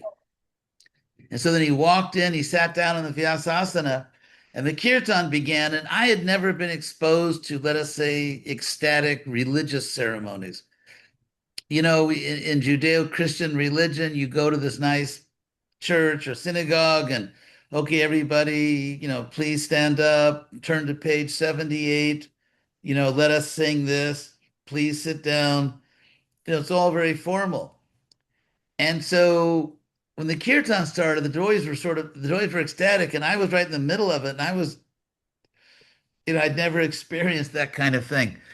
And then Prabhupada stood up from his Vyasasana and he began to dance and actually jump.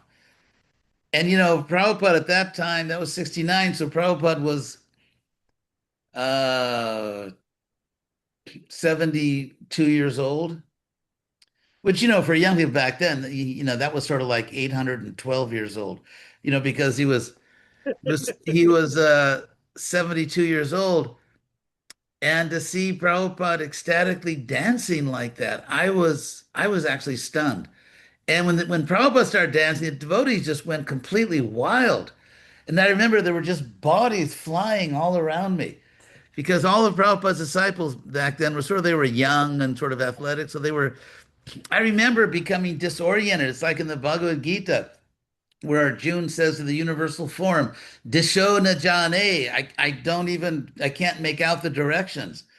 So I didn't know if they were like flying or bouncing off the wall. It was just bodies flying all around me. And I wasn't feeling very ecstatic, actually. I was just, but then in my heart, in my heart, I knew the reason you are not ecstatic is because you don't deserve it. These people are actually practicing spiritual life. You are doing nothing. Why should you deserve the spiritual happiness? So I understood that. And then Prabhupada gave a talk, and if you would have asked me to repeat what Prabhupada said, it would have been difficult, but I just knew this person has spoken the truth. And so then I had an experience. Actually, Krishna came to me. Actually, I began having these ecstatic experiences in very, let us say, unspiritual situations, because I was just a young man.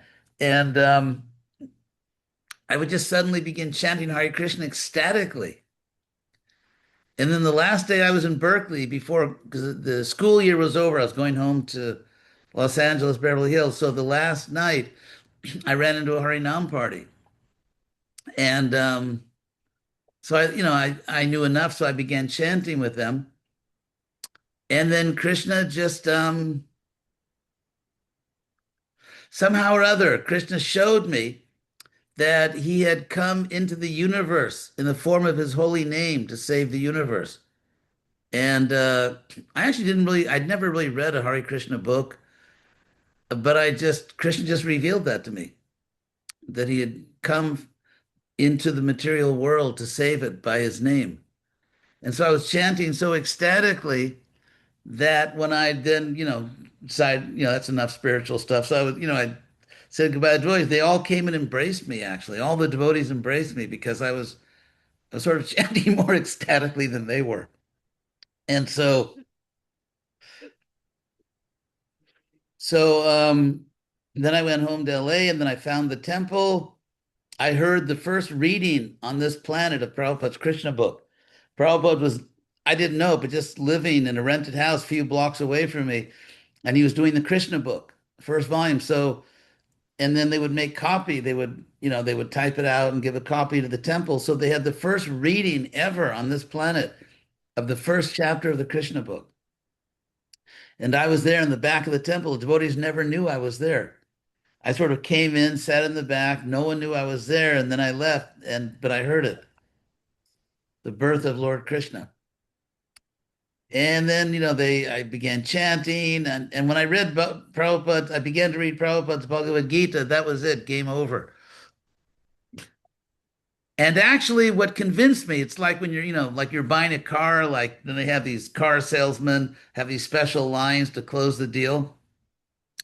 So what closed the deal for me, and I read something in Prabhupada's Gita, and when I read that, I shouted out, Eureka. I mean, I just knew this is the absolute truth.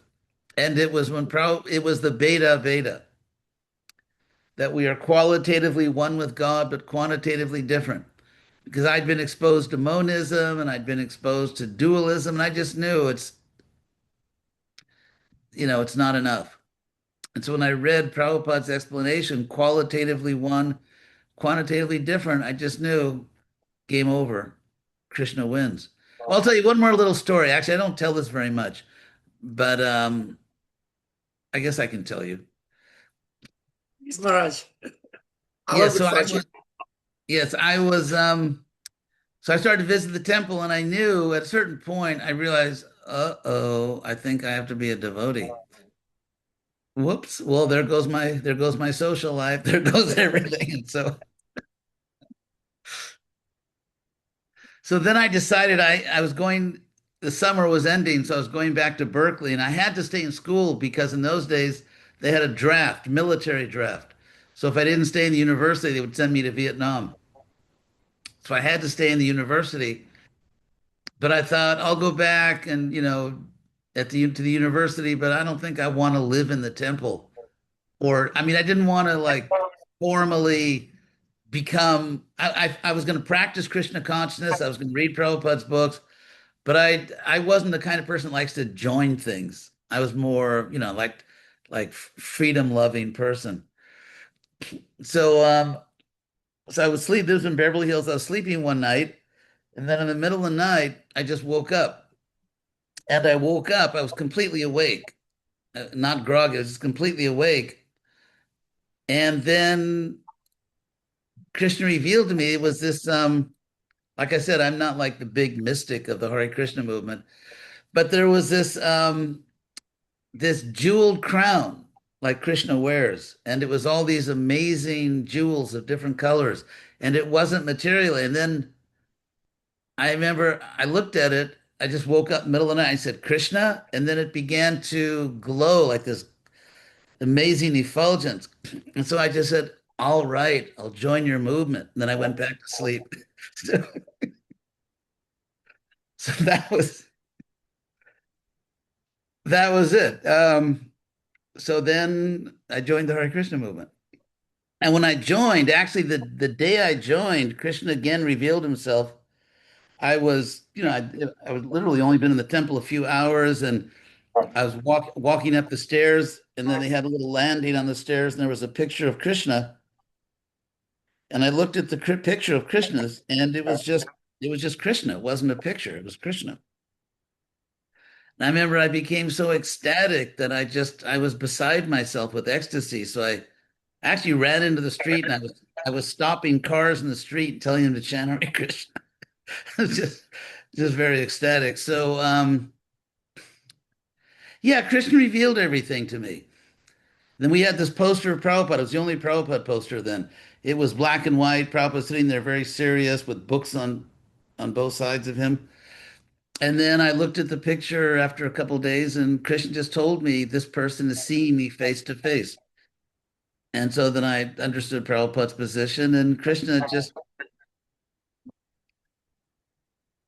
and I mean, I was just I was preaching before I even knew the philosophy. I was just telling people you have to chant Hare Krishna. And then when I moved into the temple the first day, I hadn't even been there 24 hours, and I began organizing a guest reception program because I saw that people are coming to the temple, no one's talking to them. So I was actually organizing a guest reception program, and I'd only been in the temple like about 4 or 5 hours. So I think I was just born to do this. And then, of course, I have my notorious uh, deviation from everything sacred called Krishna West. And it's actually based strictly on Prabhupada's teachings. I've written essays in which I have pages and pages and pages of quotations from Prabhupada. Before I joined, the cult of Chaitanya, as Prabhupada said, before I joined the movement, in that summer, the summer of '69, I was on a famous street where the young people used to go in LA called Sunset Boulevard, Sunset Strip. And the devotees were doing Harinam, Vishnu Jana and Tamal Krishna and Gargwin, all these people. And so I knew the devotees from Berkeley, so I was chanting. And then I thought in my mind, should I go join the chorus line? They had all these devotees chanting. Should I go and chant with them, or should I stay here and chant? And then I thought, it was Krishna in my heart actually, that it's better I stay here because people need to see that normal people chant Hare Krishna. Because in order for people to really adopt something, whether something new, something different, there has to be some connection. Okay, these people are like me. I have empathy with these people, but they're chanting Hare Krishna. It's like in Hollywood. Everyone knows in Hollywood, 'cause I'm, from LA, and everyone knows that when you make these big movies, you can spend literally hundreds of millions of dollars on advertising that won't decide whether the movie makes it or not. It's word of mouth. And so they made one movie called Prince of Persia, which people in America just weren't ready for Persia at that point. But they spent like $200 million on advertising, and the movie was just a bomb. It didn't. And so it's word of mouth. And which means like let's say a friend of yours sees a movie and they tell you, you have to see this movie. It's incredible. That's what makes things successful. But why? Because that's your friend. I mean, there's some empathy. You can relate to that person. You can identify with that person, and now they're telling you this is really great. There's actually one ISKCON guru, Mahatma Prabhu. He's from my neighborhood. He went to my high school, and he was a year younger than me. So when he was also a student in Berkeley, so I was preaching to him, and then now he's an ISKCON guru. So my point is, in order to preach successfully, people have to be able to identify with you, but you have something new. You have something amazing. If everything about you is strange and different, it doesn't work. And that's why the movement in the West is struggling, because people can't identify with our presentation. It can't be completely strange. So anyway, that's a whole other topic I've written many essays on. Shobha. That's a nice name. Thank you, Shobha. Maharaj. Thank you, Maharaj. Hare Krishna. Maharaji, I want to ask another question that when you join Hare Krishna movement or take sannyas, what was your parents' reaction? What was my what? What was your parents' reaction? I'm sorry, that last word was Parents. Parents. the what? Parents. Oh, parents. Oh, for them it was like the end of the world. The devil got me, I guess. It's no, actually I was born we had no devil in our religion, but yeah, for them it was a catastrophe. So, but of course, family ties in the West. I mean, I had a very good family, a very good, loving family, um, but then actually, when I went back to the university, then they were happy.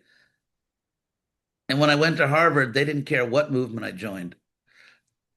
So, parents, they want to be proud of their children. And also, if I could do it again, I could have given my parents a soft landing. But we were just so young and revolutionary, and just so I was about as subtle as I don't know, as dynamite.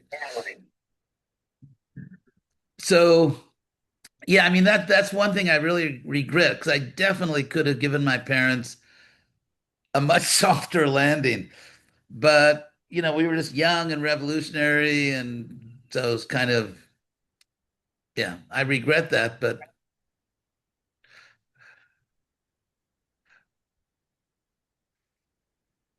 so there's a few more. Thank you, Maharaj. Sagar. Oh yeah, my pleasure. Sagar Katrani. Hare Krishna Maharaj, Dhanar Pranam. Hare Krishna. Maharaj, it's my desire, if possible, please do it. I want to darshan of your personal deity. It's my desire from, it's my desire. So if possible, please, Maharaj.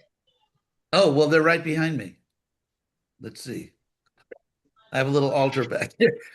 Actually, Prabhupada, one time when I took sannyas, the next day we were walking with Prabhupada, and Satsarupa was also there. He'd taken sannyas with me. And so, one second, the view now, it's a big picture of myself, which I can't stand. So, okay, now I can see everybody. So Satsarupa asked Prabhupada, should sannyasis travel with deities? And Prabhupada said no. He said Lord Chaitanya never traveled with deities. And that's why so many sannyasis travel with deities. Anyway, so that's so yeah, I have pictures. I like pictures of Krishna. I mean, you can see Krishna is right there. And so to me, the point is to see Krishna. So, Leela Priya Sham, that's a deluxe name. Hare Krishna Maharaj, please accept my humble obeisances. Hare Maharaj, Krishna. actually, I wanted to hear something about your wife as well, because you mentioned that you were married, and actually, like, it was too early that you got like sannyas. So I wanted to know that, what was her reaction about this all? And was she okay with that? Yeah, that's a good question. Yeah, she was really a great soul. I mean, okay, I'll tell you the whole story. It was an arranged marriage. And because I was just this young guy, I didn't realize I was being arranged. Because, in those days, Prabhupada had sent me to Boston to work on his books, ISKCON Press. So we would go out every day, and do Harinam Sankirtan. And I was young and, I'd play the drum and lead the kirtans. And this girl started coming to the kirtans. I mean, she didn't just come for me. She was actually a devotee, and she was, I think she was only like 17 years old. As they say, I robbed the cradle. So anyway, she started coming and she was, fiery. She was a strong character in a good sense. And then back then, I didn't realize I was being set up for marriage because I was just like, Hare Krishna, this innocent young man. Still, I mean, many years away from a prefrontal cortex. So what happened is we were chanting in the Boston Common, sort of like the Central Plaza in Boston. And so just a few blocks from the Harinam, there was this Catholic girls' school. And they had asked if some devotees could go there and just explain, like, what in the world are you doing? So then I wasn't an older devotee then. I'd only been in the movement then about, less than a year, about 8 or 9 months. So one of the older devotees came and said, okay, Hari Dayananda, we'd like you to go and give that talk. And then they pointed to the girl, yeah, and you can go with him. I mean, seriously, when does a temple authority send a brahmachari and brahmacharini alone together to give a talk? Right? But I was just so, young and innocent. Jai. So it never occurred to me, I'm being set up. So so then so when so then we went and I gave the talk and by Krishna's mercy, I had no desire to get married because I was really ecstatic. I mean, I was just thinking of Krishna all the time and just trying to find Krishna everywhere I looked. My whole life was just preaching and looking for Krishna everywhere. And I had no aversion. I mean, to me, women were just, they were just devotees. They just, looked a little different, but they were devotees. And so then I wanted to go help open a preaching center. So I was being sent to open up New Orleans. So Satsarupa was the temple president. We were, like brothers. So I went to say goodbye to Satsarupa and we offered obeisances. Then I literally had my hand on the doorknob. And he said, oh, there's one more thing. There's always one more thing. So then I went back and he said, we were thinking that maybe you could marry, this girl. Really? Yeah. Yeah. And I really had no real thoughts. I mean, I definitely was not feeling agitated, as we say in the Hare Krishna movement. And I just never thought about it. To me, the boys and girls are just devotees. Everyone's a devotee. And so, because in those days, we didn't have like this male chauvinism in ISKCON. We didn't, first of all, just one thing. I mean, I hate to be the one to tell you this. So, what the Romans used to say, don't kill the messenger. But actually in Shastra, men don't call women Mataji. That's a fact. Yeah. I looked it up in the Vedas. I looked it up in the Bhagavad. So this whole thing, I mean, I don't think in order for me to treat a woman respectfully, you have to raise the danger of incest. So anyway, that's just me. I think it's a little eccentric. And what's interesting is that Prabhupada mentioned it a few times, but there's absolutely not one single documented case where Prabhupada actually called a woman Mataji. It's the other way around. What's that? It's the other way around. Prabhupada calling them Prabhu. Yeah, so it's kind of eccentric, I think. And actually it's anyway, I won't go into there's so many things I could say, but I'm trying to be nice. So anyway, there I am in Satsarupa's room, and I had no aversion to women. I mean, I wasn't agitated and I wasn't, attracted, and I just thought, yeah, we're all nice little spiritual family, and those are the girls. So so I said, well, what do you think? Because in those days, I mean, I was just a brahmachari, and I really was fixed on if you just follow instructions, if you just do what you're told for Krishna, it doesn't matter whether the leaders know what they're doing or not. I'm going to be protected by Krishna. And all I really wanted to do was just think of Krishna. Like, for example, I was a Sankirtan leader and the temple commander. So one day we were driving back from Sankirtan in the van and we got a flat tire. So, and I was just reading books. And so Satsrupa said, you're the Sankirtan leader. You have to do something. So I said, does anyone here know how to fix a tire? Someone said, I said, okay, go fix a tire. So I just wanted to chant Hare Krishna. So anyway, Satsrupa told me, yeah, he said, I think it's a nice idea. So I thought, well, all right, because so then I was sent away the next day because I was going to help open New Orleans Temple. So we first went, anyway, went to upstate New York and we were doing Sankirtan to collect money. And then I started to think, why am I getting married? Because I feel no desire for it. I have no aversion to women. I just see them as devotees. Everyone's just a devotee.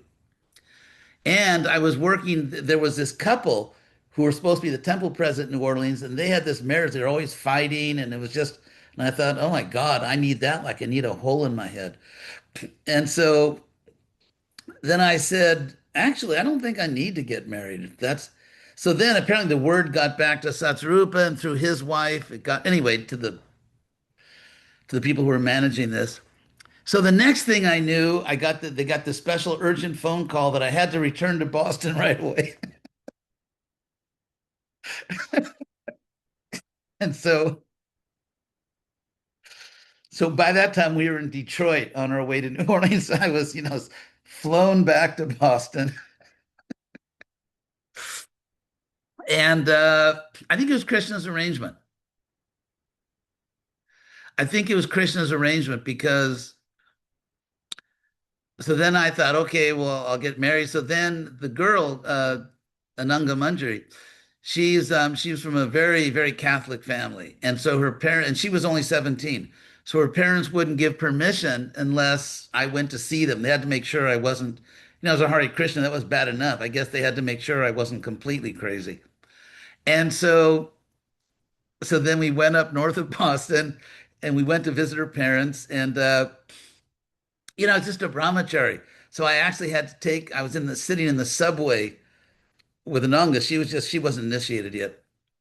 And I was just thinking, oh my God, I'm sitting next to this girl in the subway. And so I was just, in my mind, I just visualized Prabhupada's lotus feet and put them on my head for protection. And so then we got to the house, and her house was like a Catholic ashram. I mean, all the pictures on the wall were Jesus and Mary, and it was like this little Catholic mandir. They were very, very Catholic. It was an Italian family, and it was actually pretty funny. So Ananga, she was Elaine then. She cooked lunch for us because obviously we weren't going to eat karmi food, and so she made lunch, and then when she put it on the table, her mother was like this heavy Catholic. Her mother said to her, "Don't say any of your Hare Krishna prayers. Like don't poison the food with your Hare Krishna prayers." So then she was like, she was tough, Ananga. So then she just said, "Sharira vidya jaljate." And I was just sitting there like, I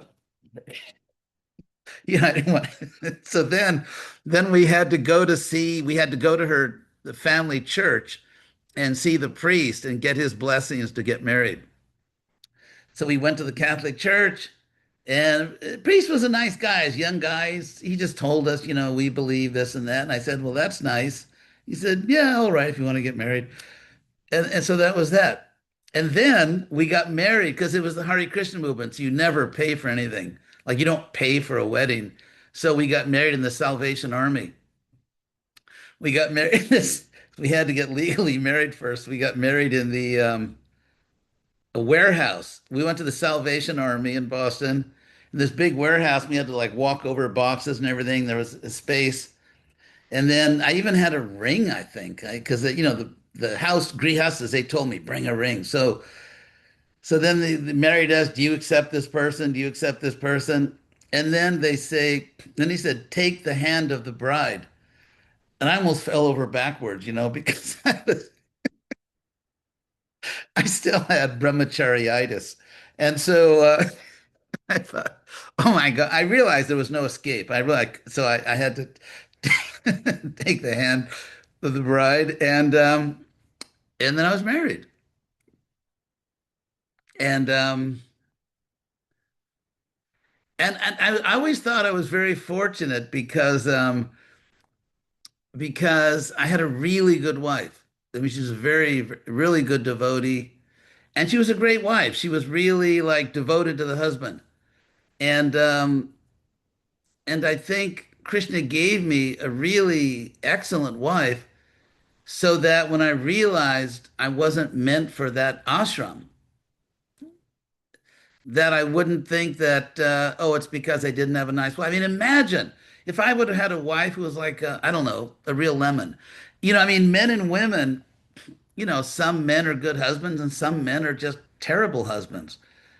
And some women are good wives and some women are just like, you know, terrible wives. So if I would have had a wife who was not just a really good wife, because Ananga, she was an excellent wife. You know, she was preaching all the time. She was almost more devoted to me than I deserved. But so she was really a good wife. And so when I realized, whoops, wrong ashram, because imagine if I would have had a wife that wasn't really a great wife for whatever reason, you know, not very much into Krishna consciousness, obnoxious, or just something. If I would have had a wife that wasn't really good, I imagine taking sannyas at 23, and I think it was almost inevitable that I would have thought, what if I would have had a good wife? Maybe I was so unhappy because it was just, you know, didn't get a good wife. What if I had a good wife? So I think Krishna therefore gave me a really excellent wife so I could see it was just wrong ashram for me. So then and Ananga, I mean, she deserves extraordinary credit because I knew that Prabhupada won't give me sannyas if my wife doesn't agree. Because I had a friend named Janamejaya who was the temple president in Tallahassee, Florida. And he wanted to take sannyas, but his wife said no. And then Prabhupada wouldn't give him sannyas. So I thought, okay, you'd better prepare for this. So I realized that I had to persuade my wife that this is the right thing.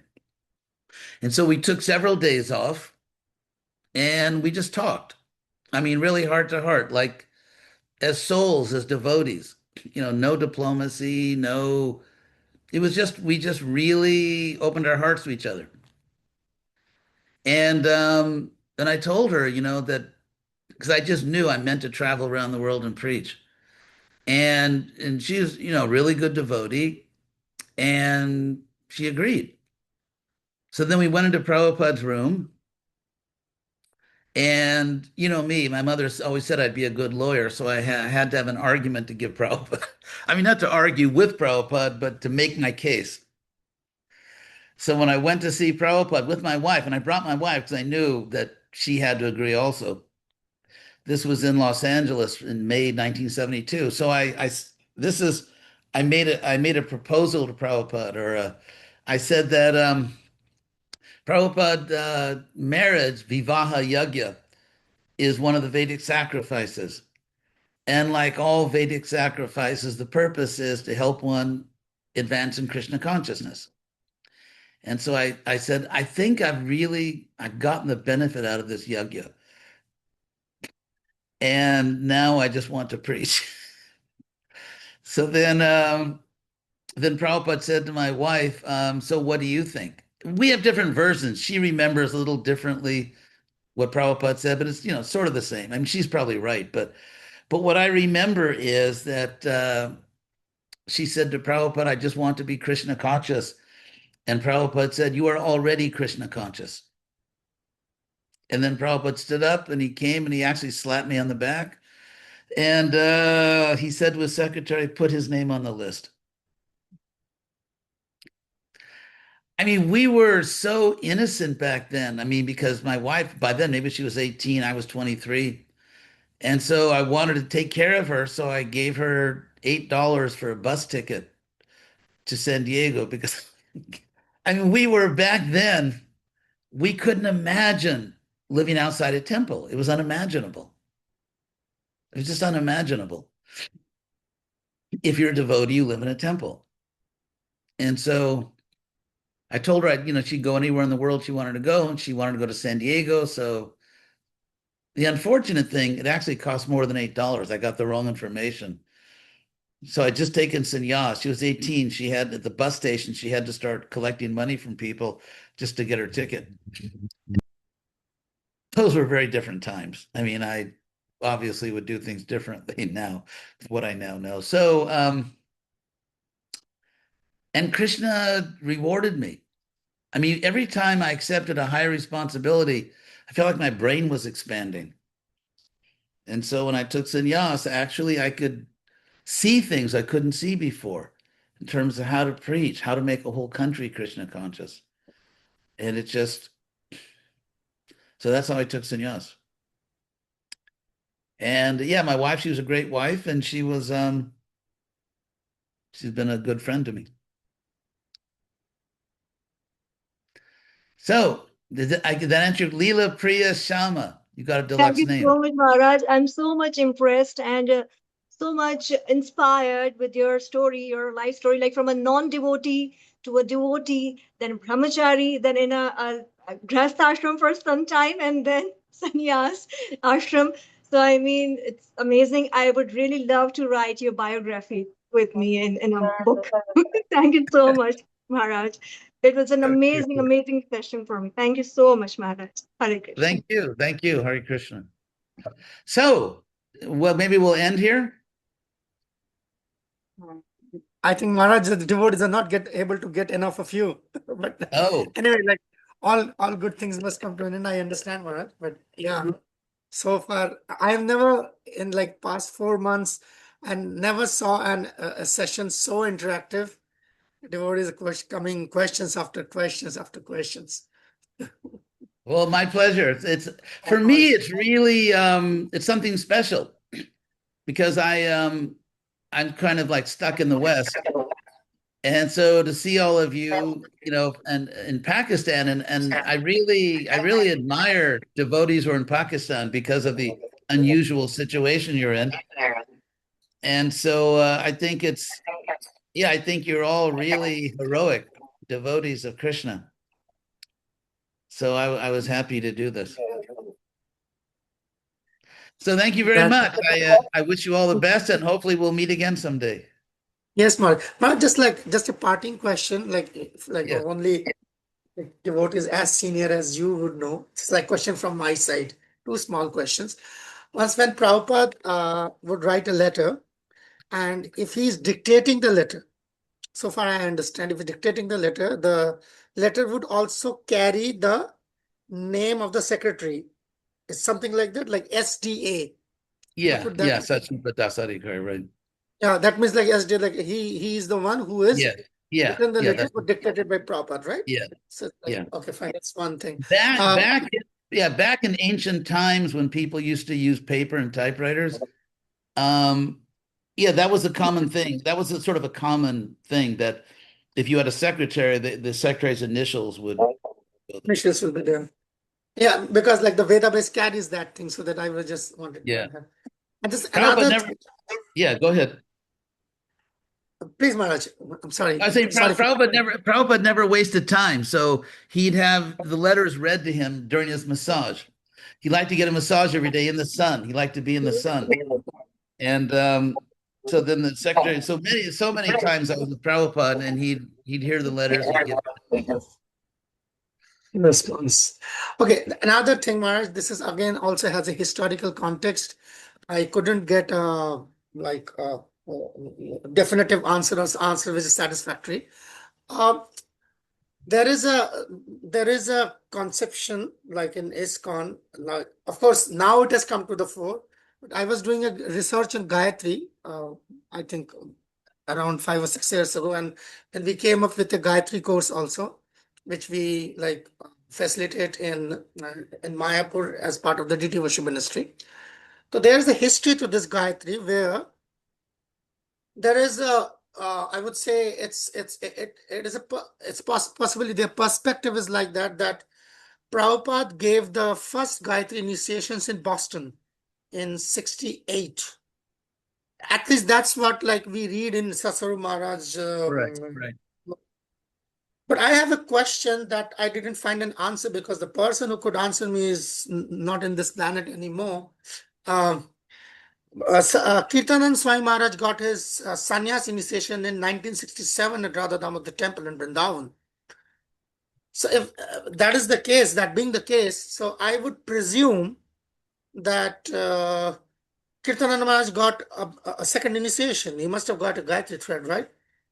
So if I mean, I don't know. I mean, if the Lilamrita says that the first Gayatri Diksha was 68, and we know Kirtananda took sannyas 67, boy, was that a disaster. So then yeah.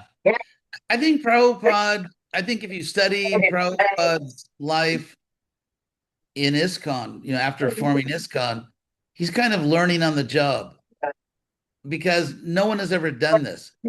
He's doing something that's never done before. There's no manual, there's no rule book. He's just, how do you preach to these people? And, how do you do the Diksha? And like for example, if you look at traditional Shastra, it's not a two-stage Diksha. Diksha just means Gayatri. And so, yeah, I mean, starting with Bhakti Vinod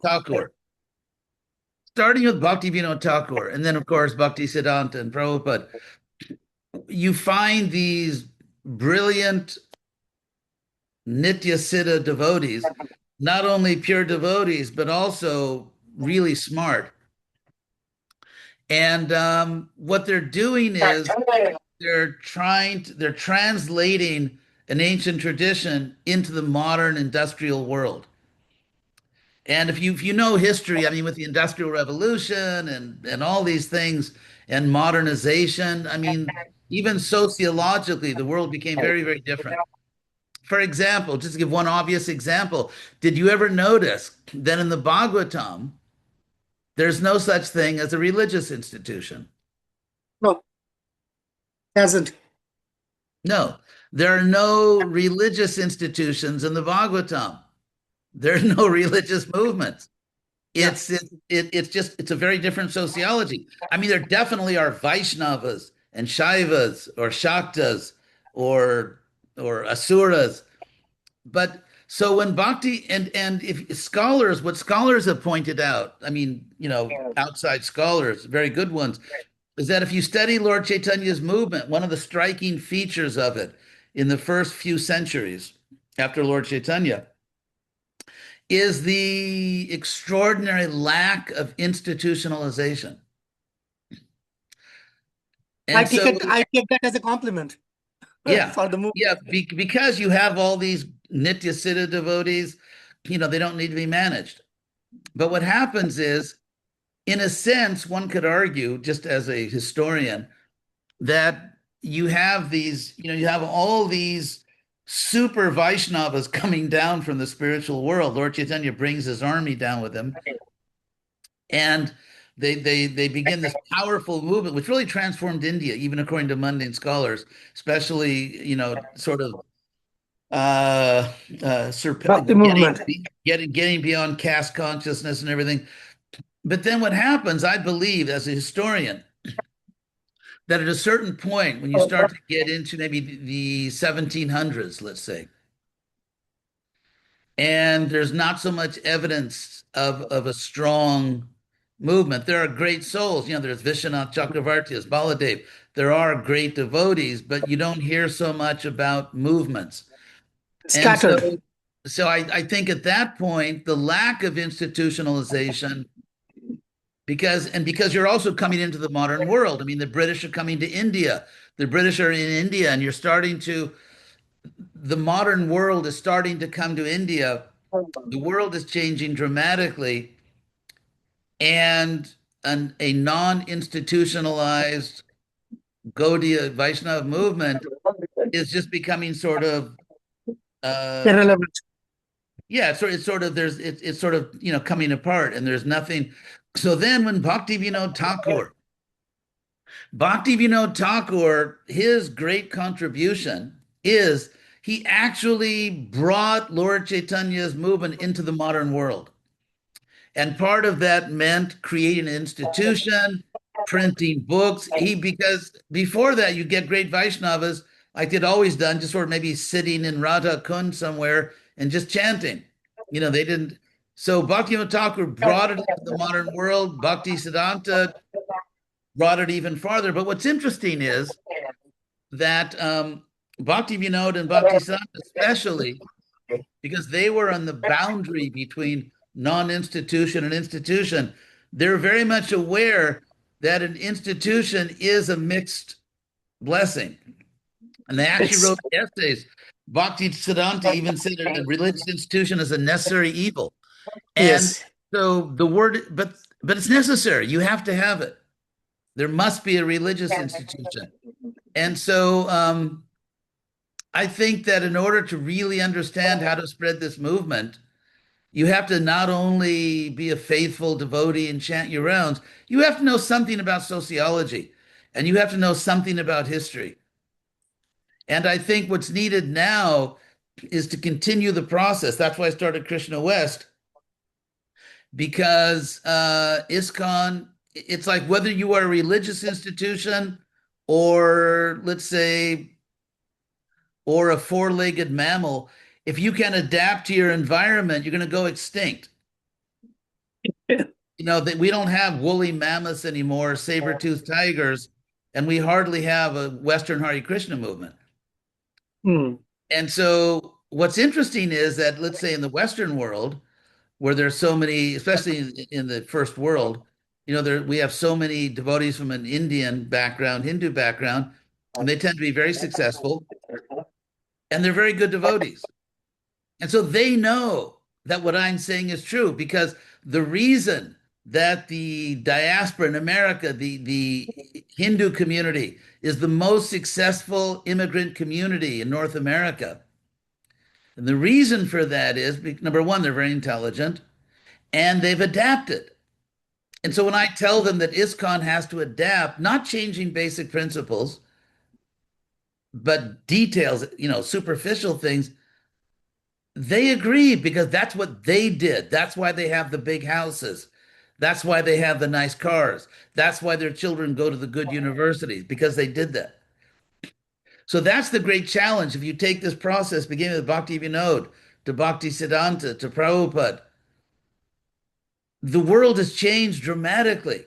Even the world that Prabhupada preached to, it's unrecognizable now.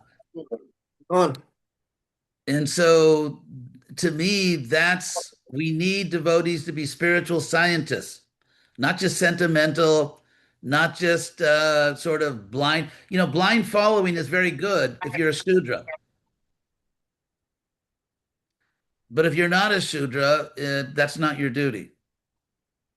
I mean, the point is we do follow. However, I am trying to be an adult spiritual son of Prabhupada, and try to figure out, how do you keep the family business going? Because the family business in the West is not making a lot of money. And the reason is because ISKCON still in the West markets itself to a world that hasn't existed for 40 years. In other words, there aren't any hippies, or if there are, they're just like sort of like crazy people, and so the world today And again, everything we're doing in Krishna West, I have dozens of quotes from Prabhupada. I've written essays. You can go to hdgoswami.com, mention Yes. my name, and you'll get a discount. That was a joke. So anyway, I've written all these essays about Prabhupada epistemology. Just to give one example, Prabhupada, take one English word, opinion. So you have all these quotes from Prabhupada, where Prabhupada, someone will say in a class, they'll ask a question. So, in your opinion, no, it is not my opinion. It is not the question of opinion. It is the fact. I never gave my opinion. When did I ever give my opinion? But there's another set of quotations from Prabhupada where he says, well, actually, my opinion is, or that's just my opinion. And so this is a paradox. So the answer is very simple. Every time that Prabhupada says, I never gave my opinion, it is not a question of opinion, he's quoting Shastra. And every time that Prabhupada says, that's just my opinion, he's not quoting Shastra. So the idea, which is, I mean, just if you want to know why the Western Hare Krishna movement is just limping along, it's because confusing details with basic principles like ethnic dress, ethnic food, ethnic music, and also so because if you can't distinguish between fundamental principles, as Rupa Goswami says in chapter 6 of Bhakti Rasamrita Sindhu, if you can't distinguish between the principles and the details, you're not a spiritual scientist. And if you're and the only thing the Western world is going to accept from us is spiritual science. So, in other words, Krishna consciousness is spiritual science. It's not an ethnicity. So you have all this mythology in ISKCON, like you have to call women Mataji, or a Dodi is, spiritual, or women should cover their head, which they don't do, by the way, in Vedic culture. And so what I'm trying to do is take this sort of de-ethnicize Krishna consciousness and present it as a spiritual science, not as an ethnicity. Indian culture in raps. And the funny thing is, what they call what's probably most devotees is going to call Vedic culture. I mean, who knew? Half it comes from Turkey. In terms of the food, in terms of it comes from. Nothing against Muslims, but that's where it's coming from. I actually did the research. That's what you learn in graduate school, especially, is how to do research. And so I've made these, you can see these videos I've made because one ISKCON sannyasi actually thought that, made a video saying that I was brainwashed and, God, what if it's true? Anyway, that I was brainwashed and all these things. And so what I did is, for example, in Indian, say, Gaudiya Vaishnav temple architecture, Gaudiya Vaishnav temple architecture in Vrindavan and other places, there's a lot of Muslim influence. Yeah, there is. Because that was the culture. In food, in architecture, in music, there's a lot of Muslim influence. And so you have all these devotees. Yeah, they're nice people. They're nice devotees, are innocent, telling the world, this is eternal Vedic culture. This is how people dress in the spiritual world. This is what the buildings look like in Krishna Loka. This is what the music sounds like. And it's actually a mixture of Hindu and Muslim ethnicity, which is, I find remarkable. I mean, I have to apologize because I'm treating you like adults and just, telling you the truth. But so therefore, what I see the next great Hare Krishna explosion, as opposed to implosion in the West, is that we have to present the Western world a spiritual science. The Western world does not want to become ethnically South Asian. They just don't want to do it. I mean, saris don't even have pockets.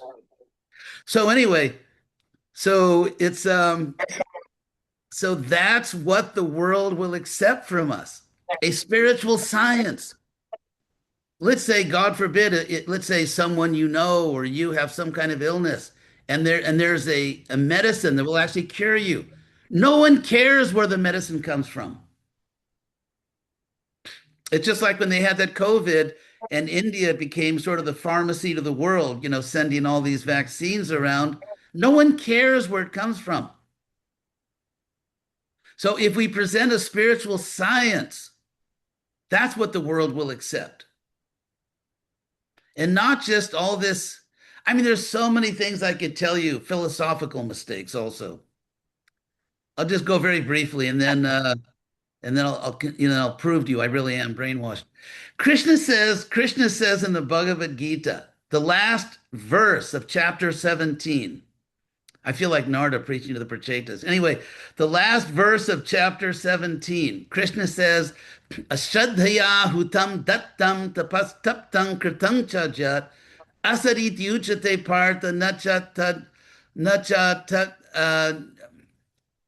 neha noiha.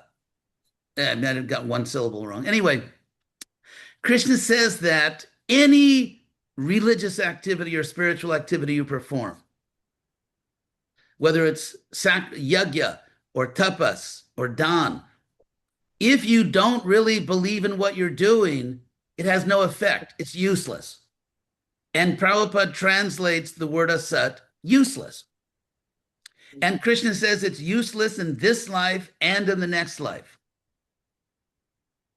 So what does that mean for a Gata Sukriti? Like, okay, get people to eat prasadam, get people to buy a book, get them to just hear Hare Krishna.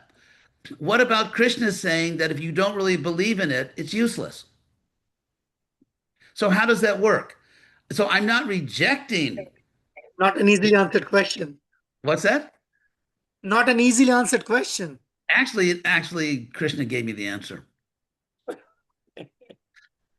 And by the way, to make the perfect storm of a shrinking Western Hare Krishna movement, we also have another philosophical imprecision, which is the idea of a Gyata Sukriti. Have you heard that?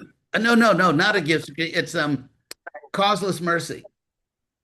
I mean, causeless mercy is like the motto of ISKCON, causeless mercy. The problem is the idea of causeless mercy, like devotees are like this competition, this humility competition. Well, I didn't deserve to be a devotee. I deserve to be born, I don't know, as a worm in a quadriplegic insect or something. So, but what causeless mercy actually means in Shastra, and what Prabhupada actually meant is the person giving you the mercy has no selfish motive. Yes. So because the word for causeless in Sanskrit is ahaituka or ahaituki bhakti, which comes from the word hetu, which means a motive, a mental cause, a motive. So ahaituki bhakti means bhakti in which you don't have selfish motives. So it's the giver of bhakti that has no selfish motive. Because if it were true that, yes, all these undeserving people are getting mercy, that would mean that many verses in Bhagavad Gita are false. Like, for example, the verse where Krishna says, Samohang sarva bhuteshu, I'm equal to everyone. The verse where Krishna says, Pandita samadarshana, the wise are equal to everyone.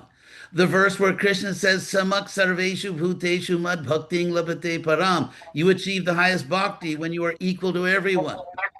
All the equal verses are. Yeah, so therefore, it's not the fact that two people are walking down the street, one of them just happens to turn right, one of them happens to turn left. The person that turned right walks into a Harinam party and goes to Vaikuntha, and the person that turned left, no Harinam party, goes to hell. How could two people who have the same, who are equally deserving or equally undeserving, how could one go to heaven and one go to hell? That would be a ridiculous, unqualified God. Chance theory. What? It's not, it completely contradicts the Bhagavad Gita. So what did Prabhupada mean when he said if they just hear the Harinam or something? I'll tell you what it means. The answer to the question is found in chapter 6 of the Bhagavad Gita. In chapter 6 of the Bhagavad Gita, Arjuna asked Krishna, Ayatisha Dayopeto, etc. What happens to a good devotee who's really trying, but he or she doesn't make it? Yes. They don't make it. They fall down from the process. And then Krishna says they go up to the higher planets and they have, they get this unlimited credit card in Swargaloka and all that. And then they come back to the world. And then Krishna says when they come back to the world, they are reminded of their previous devotion.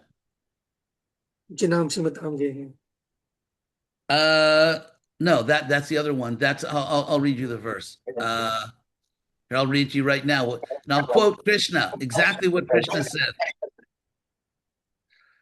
Let's see. That would be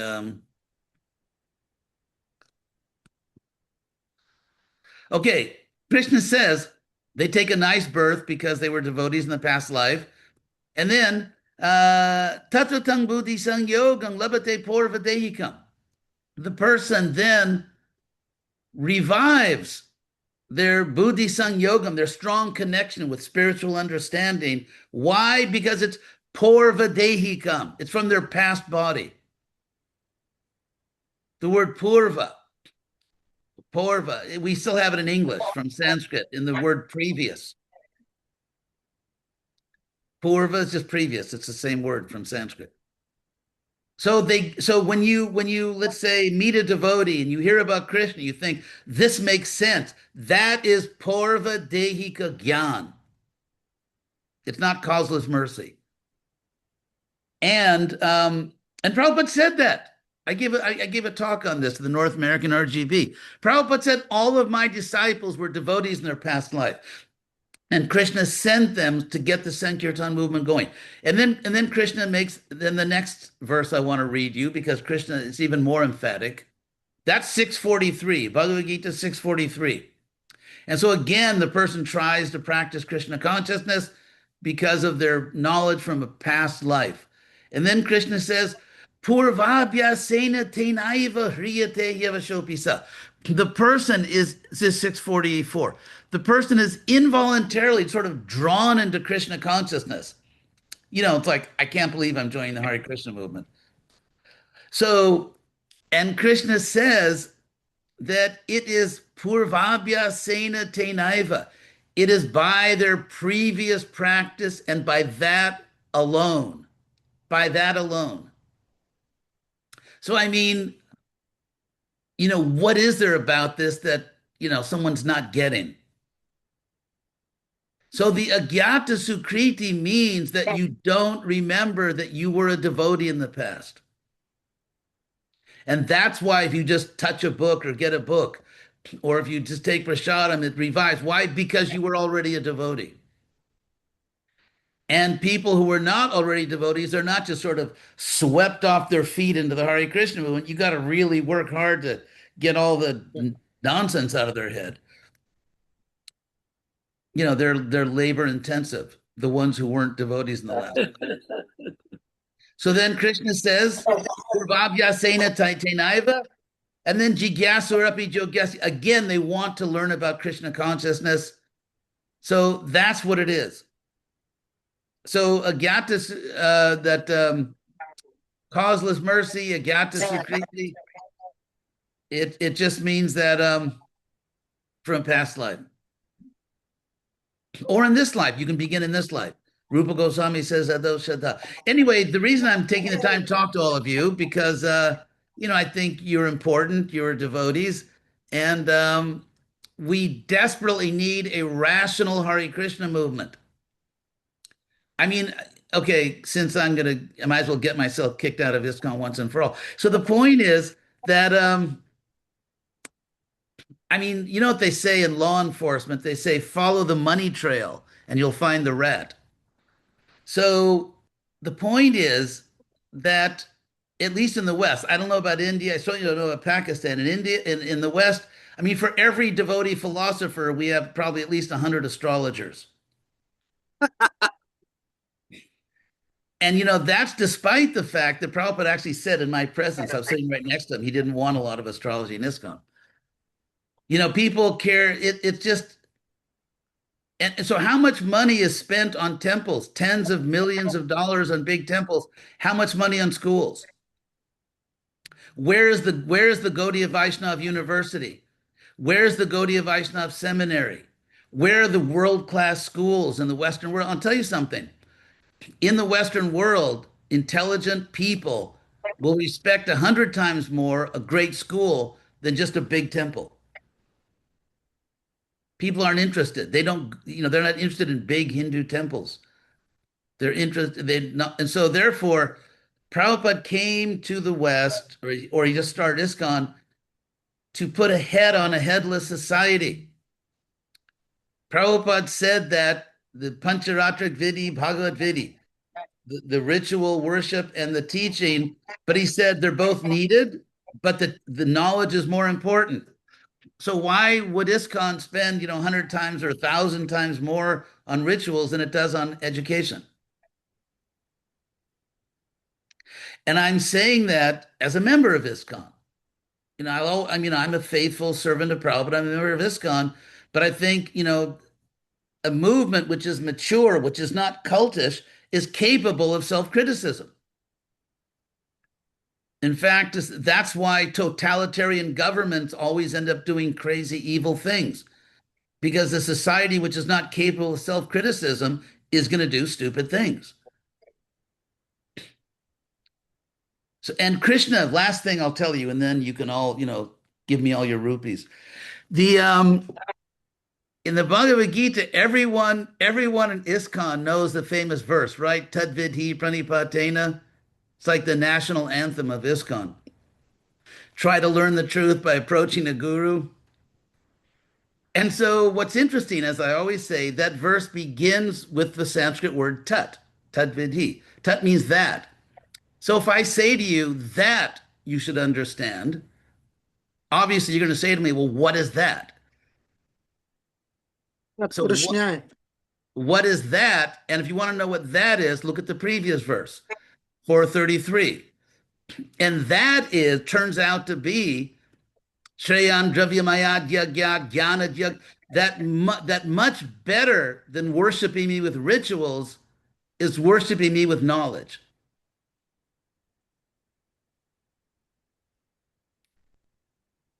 That's what you learn from a guru. That rather than just performing, the rituals are nice, and there's a whole sociology of rituals which shows that it's actually a good thing for society. However, more important, Shreyan, much better than that, is service to Krishna by knowledge, learning, teaching. And so ISKCON, if it's going to succeed in the world, especially outside of India, absolutely needs to be first and foremost an educational movement. And obviously we build temples, we worship deities. Of course we do that. But it has to be especially an educational movement that is restoring a legitimate Brahmin class to the society, because people are not going to accept us just because we're really good pujaris. It's great to have really good pujaris. They're a wonderful thing to have. But if the world's going to accept us, it's because we are the teachers. We are the best teachers in the world. We can tell people and societies how to have a wonderful life, how to live in peace, how to stop war, how to have general prosperity. We are supposed to be the teachers of the world. And that means that ISKCON should be spending a lot of money on education, not just bigger and bigger and better rituals. I don't see that happening in near future, Maharaj. What's that? I don't see that happening in near future. Well, you got to try. Prabhupada died. I'm just going to keep trying. You're intelligent people. You're sincere, intelligent people, and I'm just telling you the truth. So, yeah, if Krishna blesses us, he'll empower us. So so I encourage all of you to surrender to Krishna, to love Krishna, to follow Prabhupada and his movement, and do the best you can to put this movement on a rational educational footing. Otherwise, you get all kinds of, sorry, and I promise, but you get all these little, like these things, which for me are just like, I don't know whether I should laugh or cry. Like people chanting Gayatri mantra and they're covering their hand. Have you seen that? And there's all these pictures of Prabhupada chanting Gayatri, Without. exposing. Yeah, Yeah. it's like there are these evil spirits that kind of can, they'll bounce off a left Steel. hand, but they can penetrate a right hand, or that you can't, Steel. Yeah, I mean, it's just, anyway. So for those of you who don't know what I'm talking about, you're lucky. Anyway, thank you very much. But the very last thing this devotee has, is a very small, swift question. Seemal, go ahead. Where is she? Seemal Sindhu? Yes, Maharaj. Hare Krishna, Maharaj, please accept my humble obeisances. Hare Maharaj, Krishna. I have to ask that how did you start writing books and what motivates you to write? Oh, thank you.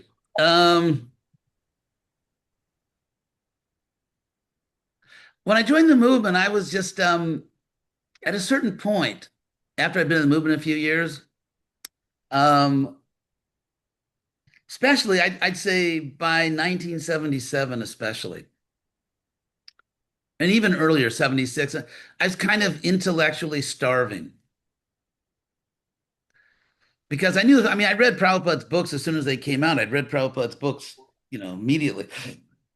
And Prabhupada had ordered me to get an education, not just to read it, to get an education so that I could present Krishna to educated people. So when I applied to Harvard, you have to write a little essay like, why do you want to go to Harvard? So in my essay, I put something they really liked. I said, I felt that because I'm in this somewhat closed spiritual society, I said I feel that I'm afraid that I'm becoming intellectually incestuous. It's like, because ISKCON is also in its own way an echo chamber. I mean, we do have the philosophy, and the philosophy is true, and everything Prabhupada said is true. But there's all kinds of mistakes people make. And so I felt I'm trying to save a world that I don't even understand. And so I wanted to go back. And when I went back to college, first I went to UCLA to finish my bachelor degree. And I don't know, it was ecstatic because I was just like feeding my brain. And it was empowering. When I would sit at classes in Harvard and I'd listen to a teacher kind of, making fun of Vedic culture, Indian culture, I just thought, I'm going to laugh last. I get the last laugh because I felt empowered because now I know what their arguments are. I see how weak they are. And it's not that all my teachers were reverent. I mean, I had really good teachers, but sometimes there'd be something. And, in general, they were very nice, good teachers. And I realized that, Prabhupada used to quote this thing, Balang Jasya, Budhir Jasya Balang Tasya. Whoever, Budhir Jasya, whoever has buddhi, intelligence, Balang Tasya, he has power. Knowledge is power. Knowledge is power. And so I went to the university and it was, I felt like I'd died and gone to heaven when I went back to the university because I was getting empowered more and more and more to present Krishna consciousness. And also, frankly, when I got out of the echo chamber and I looked at ISKCON and I sort of regained my objectivity. I could see the Hare Krishna presentation the way the world sees it. And I thought, oh my God, we have a problem. And of course, I'm talking about North America now. I'm not speaking about other places. And I saw that I mean, obviously, our philosophy, our practice, everything Prabhupada presented is perfect. It's perfect spiritual life. But the imperfection was devotees weren't thinking. I mean, you have leaders who, I mean, I felt like the last original thought they ever had was to join the Hare Krishna movement. I agree. And so, I mean, they're sincere. I don't mean to insult or criticize. I mean, the leaders, they're very good souls. They're very sincere. They're really trying to serve Krishna. But I feel we really need to be intelligent. We need to understand the world that we're trying to save. Devotees need to be philosophers. Devotees need to write books, novels, just, for example, where's the cultural production? When Prabhupada was here, we had original ISKCON art. Now, what is there? ISKCON in general doesn't produce art. It doesn't produce literature. I mean, maybe just rehashing the same old philosophy. But in terms of writing books, producing music that really captures the world, where's the cultural production? Where are the public intellectuals? Where are the highly educated devotees speaking to public issues?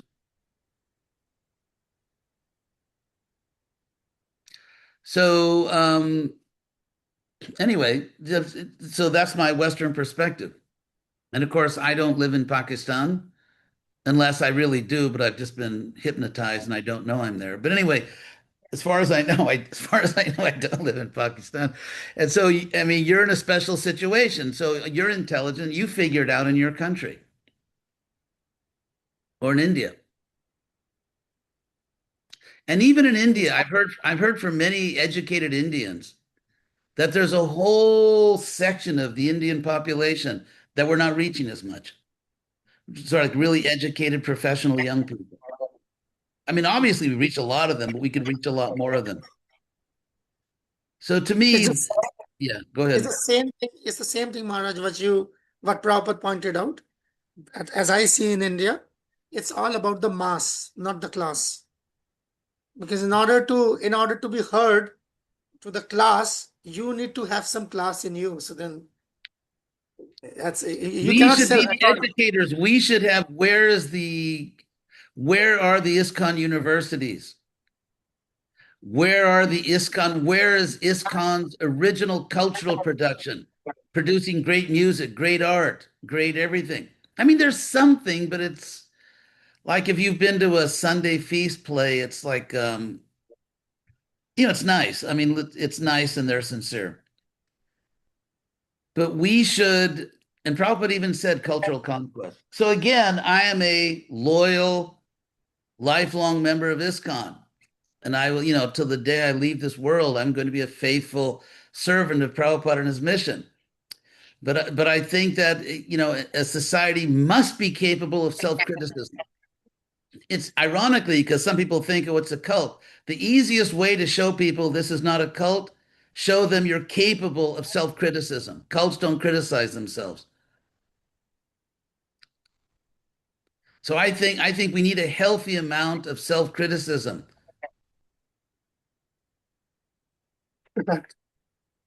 In a positive spirit. So anyway, thank you all very much. I appreciate your patience, and it was really fun for me. I mean, just to meet all you, because it's fascinating for me to meet devotees from a different part of the world like this. When I was a kid, I had a stamp collection. I was interested in other cultures. So thank you all very much. Prabhuji, can I ask one question? Yeah. Hare Krishna. Hare Krishna Maharaj. So sorry, I just had a confusion about something that we discussed. Yes. So we had discussed how it's important that devotees have the literature, have their, I mean, the writer, there should be more new books and the artist should perform. But just today, I walked into Matchless Gift and I saw 5-6 rows of books of all the other authors than Prabhupada. And Prabhupada, it seemed to me like Prabhupada books were just sidelined. So when we have too many authors writing books, so how do I mean, I didn't get the connection. No, but that's a fair point. Prabhupada's books obviously have to be central. But I would say that, with all due respect, and I mean that sincerely, uh, everyone's writing a book now, but are they books that really reach the Western world or just modern Indians even? Hmm. And so, it's nice to write a book. Everyone should write books, but how many of those books are really breaking through into mainstream culture? Exactly. And not just by and there's if you just write a very orthodox book like this is just straight Krishna consciousness, but this is my take on it, this is my realization, that's nice, but it doesn't really change the world. And if we write a book which is too compromised, like, okay, in order to reach modern people, I won't mention Krishna, that's another useless. Stream. Yeah, the real you should get my books. I mean, if you want, I can even send you the books. It's my I set myself a challenge when I was writing books, and that is the books have to work, you could say, artistically as literature. I'm not going to sacrifice the literary quality. Oh, and Marisha there. Marisha, why don't you wave and stand up and break something in your room so people can see it? Yes. So, yeah, she just also published a novel. So I set myself this challenge. I'm not going to sacrifice the literary quality in order to make it Krishna conscious. But I'm not going to sacrifice the Krishna consciousness either. Because, you can write a million books which are Krishna conscious and just not going to change anything in the world. It's just another Hare Krishna book. Or you can write a book, psychology or this or that, and maybe it's a little interesting to people, but there's not much Krishna consciousness in it. To write a book that's Krishna conscious and it works as literature. It works as literature. That's the challenge. You need more work to do, really. Yeah. The same we see also with the music, Maharaj. Like a lot of them get carried away with the trendy musics, but then it's not making much difference. Like George Harrison actually could, Yes. his music could actually impact a lot of them that time. Yeah. But I think, we yeah, see and that now devotees, people I are just mean, getting carried away. yeah, I think the real challenge is to create art, whether it's music or literature or painting, to create art which really has an impact in society. That's very difficult. It takes years. You have to study, you have to practice, you have to, devotees just, learn a few licks on the mridanga. I mean, it's interesting. One time when I was teaching at the University of Florida, I was giving classes there in history of India, history in religion of India. And I was walking, my class ended, and I was walking across the campus, and I came to that famous plaza in Gainesville where they give out all the prasadam. And so they were having a kirtan fest in Alachua, which is just, down the road from Gainesville. And they had all the most famous kirtaniyas in the world. I won't mention names, but these are like the superstars, marquee kirtan leaders. And they had this big rug, and they were sitting in the main plaza. It was lunch. Hundreds and thousands of students were walking because it was time for the break, and they made like four or five of them. And what I found amazing, not one person stopped, not one. All the teachers and professors are walking there, and I thought, wow, this is a great moment for anthropology. Because I always have like my inner anthropologist is always going. So I thought, okay, I'm going to stay there and see. I'm just going to see what happens. And I stayed there 10 or 15 minutes. Not one fruitive worker or mental speculator stopped. And so it's this ISKCON self-contained thing. Like we're just like self-satisfied in the wrong sense of the word. It's not that important to us to save other people because, we have enough money, we have enough food, and we have a good life. So, it's like let them eat cake prasadam. You know, so so that's the real challenge. If you are a religious movement or if you are a large mammal, prehistoric mammal, you will go extinct if you don't adapt to the environment. India, I mean, frankly, among the Hindu community, it's not really dangerous because they're just naturally attracted. But the world doesn't really care that much. And I'm not saying this is right. It's not a good thing. It's just a fact. The world doesn't care that much that many Hindus chant Hare Krishna. They should care. I mean, I think it's significant, but they don't. And so, if we want to reach the world, we're not going to re-ethnicize them. We're not going to give them a new ethnicity. We're not going to suddenly make them. No, you don't want to listen to the Beatles or, or what's her name? Who's that singer that I always forget her name? Swift. Yeah, I think Rapid Swift. Yeah, Taylor Swift. So, yeah, Taylor Swift. I always forget her name somehow. Anyway, they're not going to stop listening to these people because you're out on the street with your little cartels or because you made a bhajan CD or something in, Bengali that no one in this part of the world understands. They have no idea what the song's about. Or, they have all these clinics in ISKCON, learn to play the mridanga, learn to play the harmonium. When are we going to actually produce really great music in the musical language of the people we're trying to persuade? But when you buy into this illusion that this is all coming from the spiritual world, I mean, Krishna is definitely coming from the spiritual world. Prabhupada's coming from the spiritual world. Bhagavad Gita is coming from the spiritual world. ISKCON, you could say, is coming from this, but not your little harmonium. And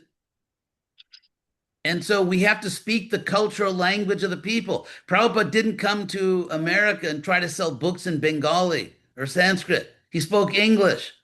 So there are cultural languages, and we have to speak the cultural language of the people we're trying to save. And so to me, there's something it's like Nero, the Roman emperor, that crazy guy. He said, he fiddled while Rome was burning. I feel like so many devotees are just tuning their harmoniums while the world is burning.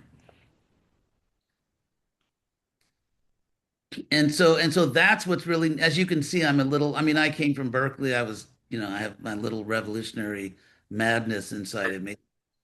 But that's the next Hare Krishna explosion. The next Hare Krishna explosion is an ISKCON, at least part of it, that takes the world seriously.